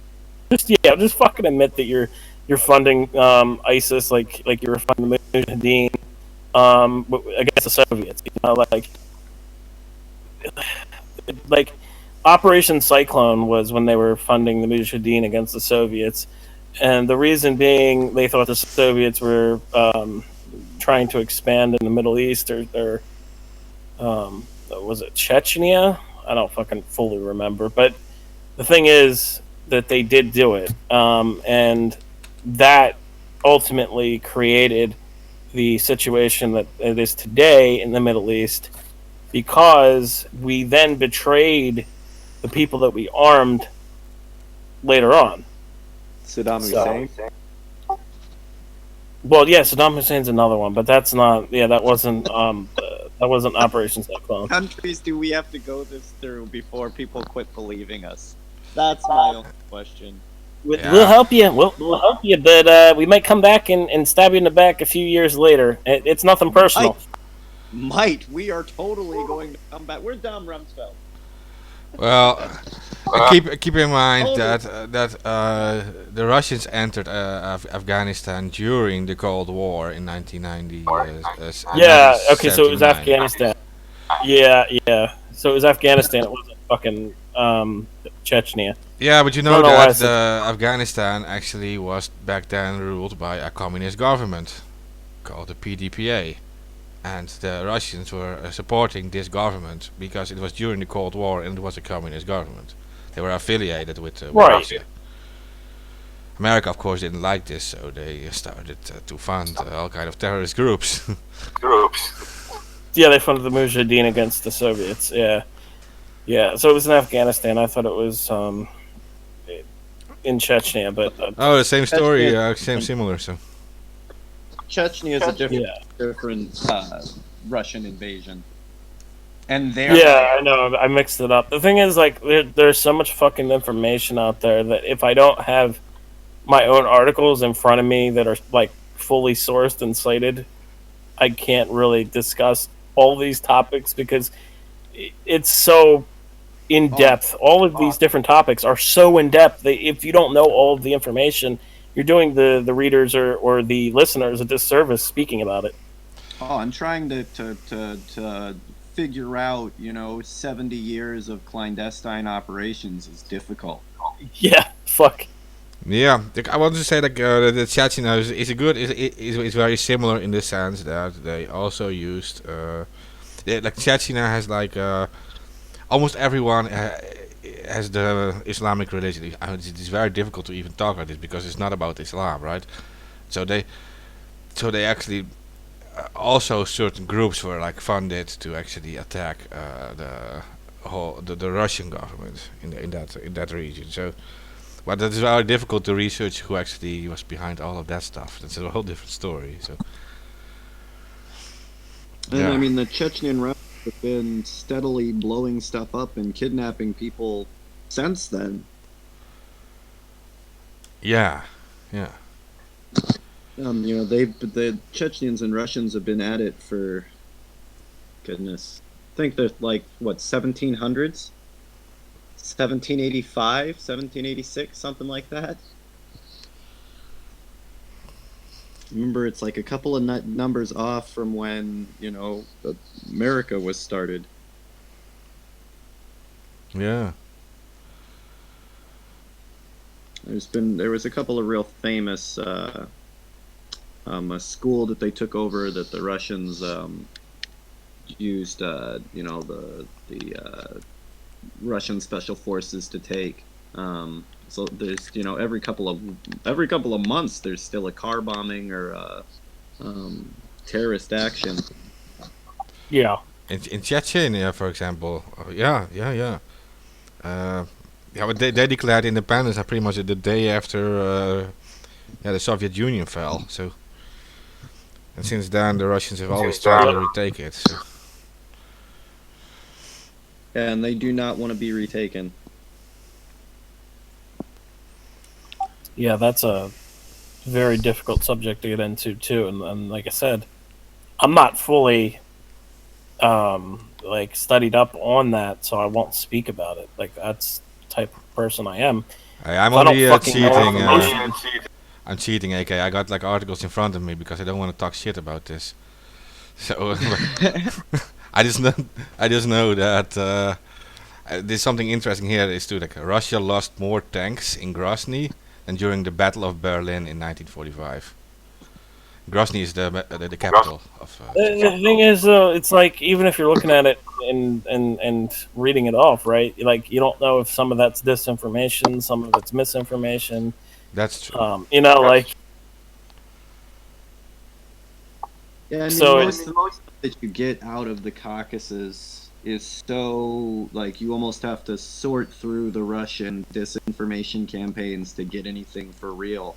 Even the names of the people, and yeah, it's really hard to find. Yeah, because the Russians do the same shit that the U.S. does and China does. You know, they all do the same fucking shit.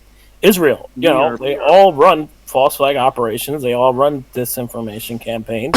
They all run media manipulation. You know, so it's like when you have all of these countries running these operations, it's hard to find the fucking truth of the matter of anything. Like, Yeah, and I mean, rebels, terrorists, freedom fighters are all very interchangeable by which side of the equation you're sitting on.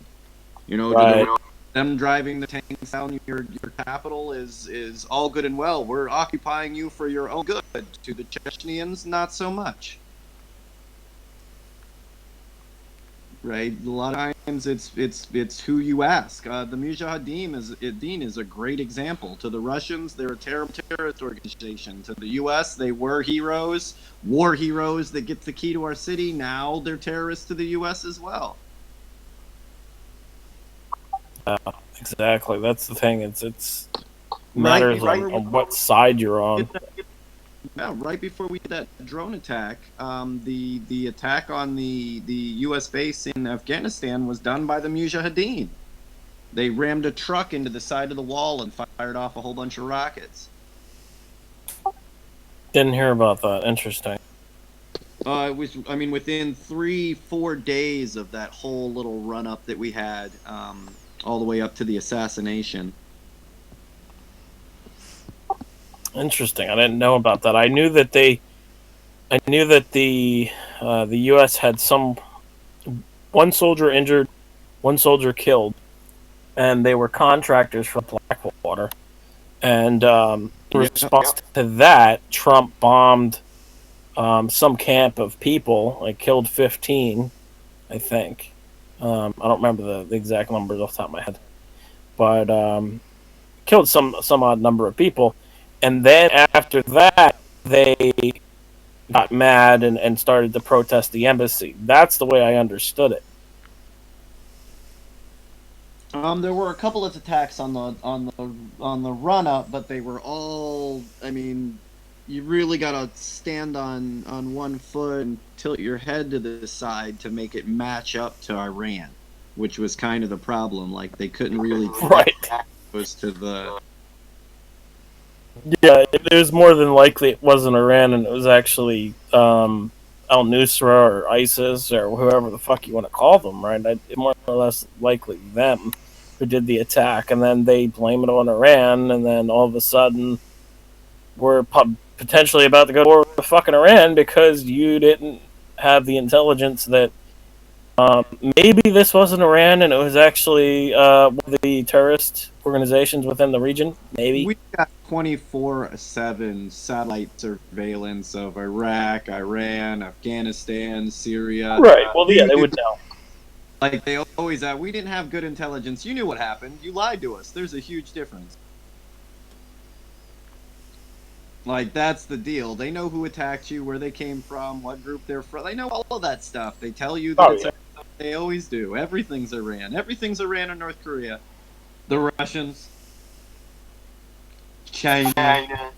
Like the whole DNC Iowa incident, you know, they like there was people in the DNC literally blaming fucking Russia for that, and I'm like, yeah, and the Russians. Well, now that it was an independent company and they really had nothing to do with it, and now it turns out. You know, independent company. That company works for or worked previously for Hillary Clinton's campaign. They used independent. I don't have any direct contact. Like, yeah, we ran all the same people and all of that stuff, but it was just in a kind of, you know, it was just kind of, I was part of it, but I didn't have any contact with the day-to-day operations. And now it seems like they not only had contact with the day-to-day operations, but also built themselves a backdoor into the system. That after a separate security company looked into the software and found the backdoor that they first denied completely and said it was hackers, and then it turned out that not only was it like a programmed backdoor, but you also were able to manipulate the information inside of it. and they said either you did it on purpose, and they did manipulate it on purpose, or the person that made the software should be criminally liable, and that you built software that was so unsecure, you'd be liable for that kind of, it goes beyond a mistake, right? Where Right. Yeah. Right. Yeah. It's like basically like they built a fucking backdoor and said, "Oh well, we want to build a backdoor software that way we can change the." Yeah, and not only did they do it, but then they said it was only, like, first they denied it completely, and then they said, well, it was only to monitor it, and yeah, it's just gotten worse and worse.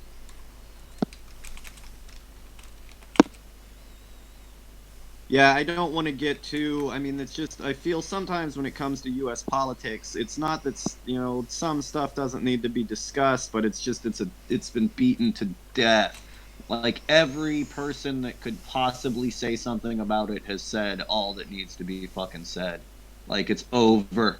At some points, I think that they just work on the, like, mass hysteria to cover other much more important stories.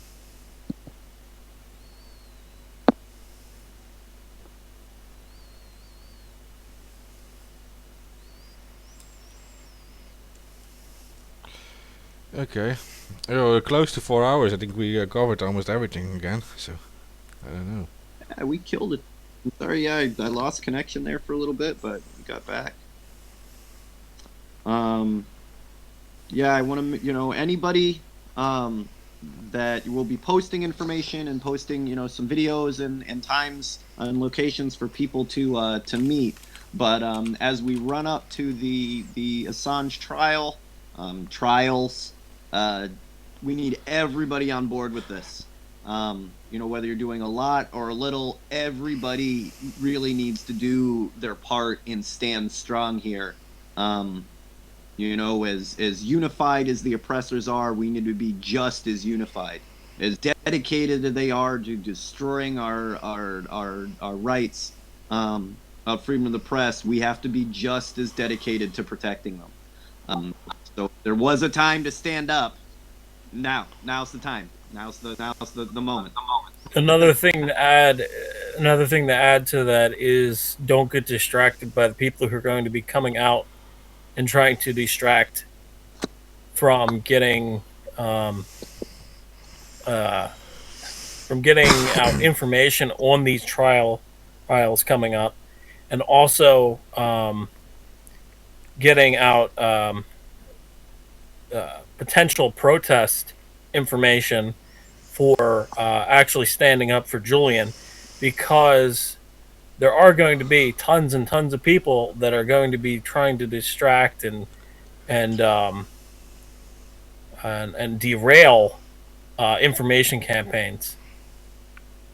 And look, like, don't, if you're in control of a group, if you're in control of a page, don't be scared to boot people from your chat that are not helping with the struggle. If you've got for some reason you've got a room and there always seems to be, these one or two people that are starting shit and starting drama and keeping you from organizing and getting shit done, boot them. Yeah, in some cases. Yeah, go ahead.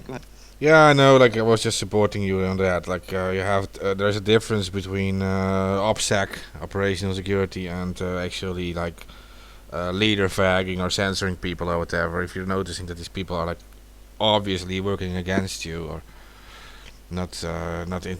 aren't interested in actually helping or whatever, then just get rid of them. I mean. Yeah.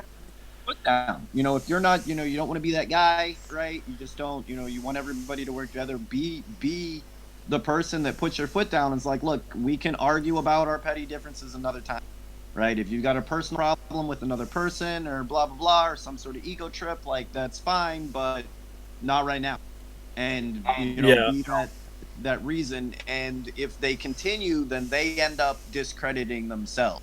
When you've got an entire room saying, of people saying, look, we need to move on and find what we're going to do on the 24th, what we're going to meet, this needs to get out, you can move them away where their attacks have little effect on what's going on. Yeah, exactly.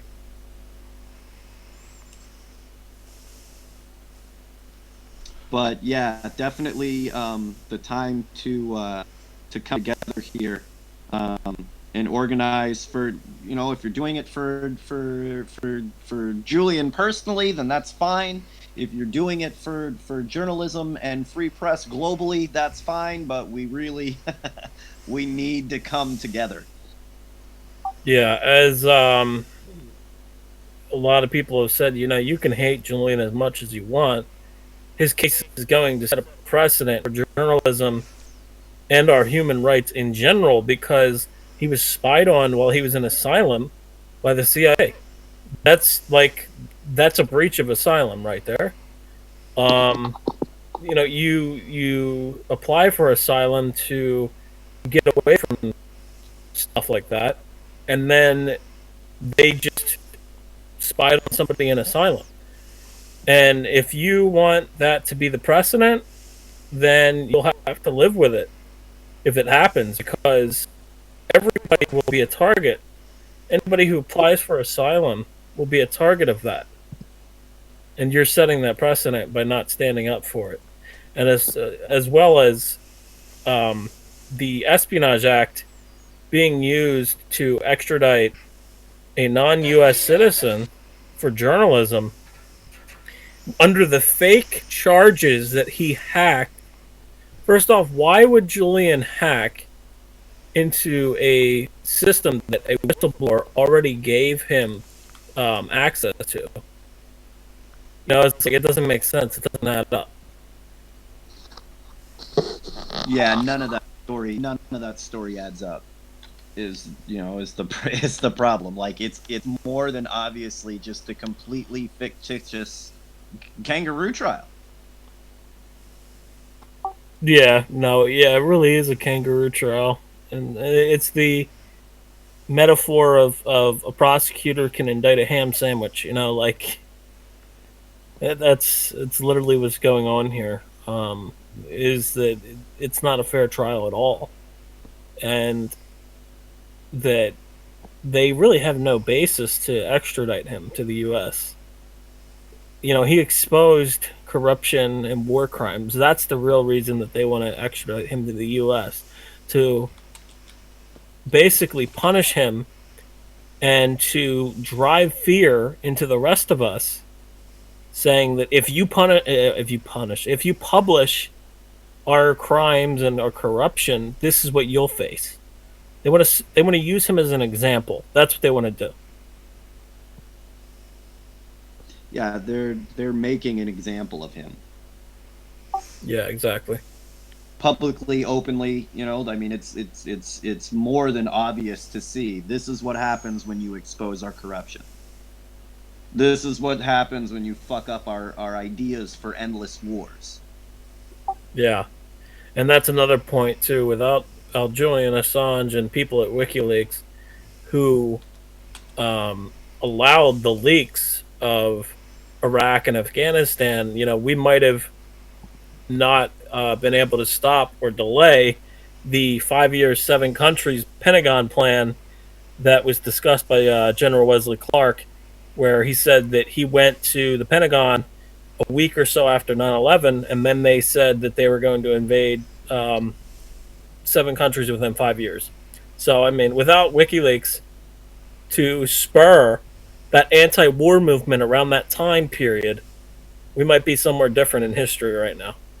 I guarantee we would be at war right now if it wasn't for Julian Assange. And you know, I will fight every day for that dude because of it. You know, for keeping my brothers and sisters out of harm's way, right? I don't know how I can make that up to someone. True, and I hope everyone helps with this fight. And the thing you can do first is to actually help to share this episode, because we do get like shadow banned, and the reach is minimal on some social media. So this episode actually did fine tonight. I noticed all you guys actually kept listening. It still has some listeners right now, which is awesome after 4 hours. I mean, respect for that. But please help. Yeah, I mean, if you're able to listen to 4 hours of us talking, then you are actually like a hardcore. So, uh, yeah, just help to share it, please. And you guys know, you can always like scroll back in this episode later on when it's done, and then you can hear the locations and the dates. Oh, well, it's the 24th. The locations of all the Assange protests. But if you don't know where these protests are and you wanna just search for them, you can also type in the hashtag Free Assange on Twitter, or I think it's also on Facebook or whatever, wherever you are. I don't know. So that you will find all the updates there, including the locations. So. Yeah, with that, let's just close it out and also discuss the show that we're going to be doing on Sunday. Yeah, just close it out. Dun dun dun dun dun. I didn't feel right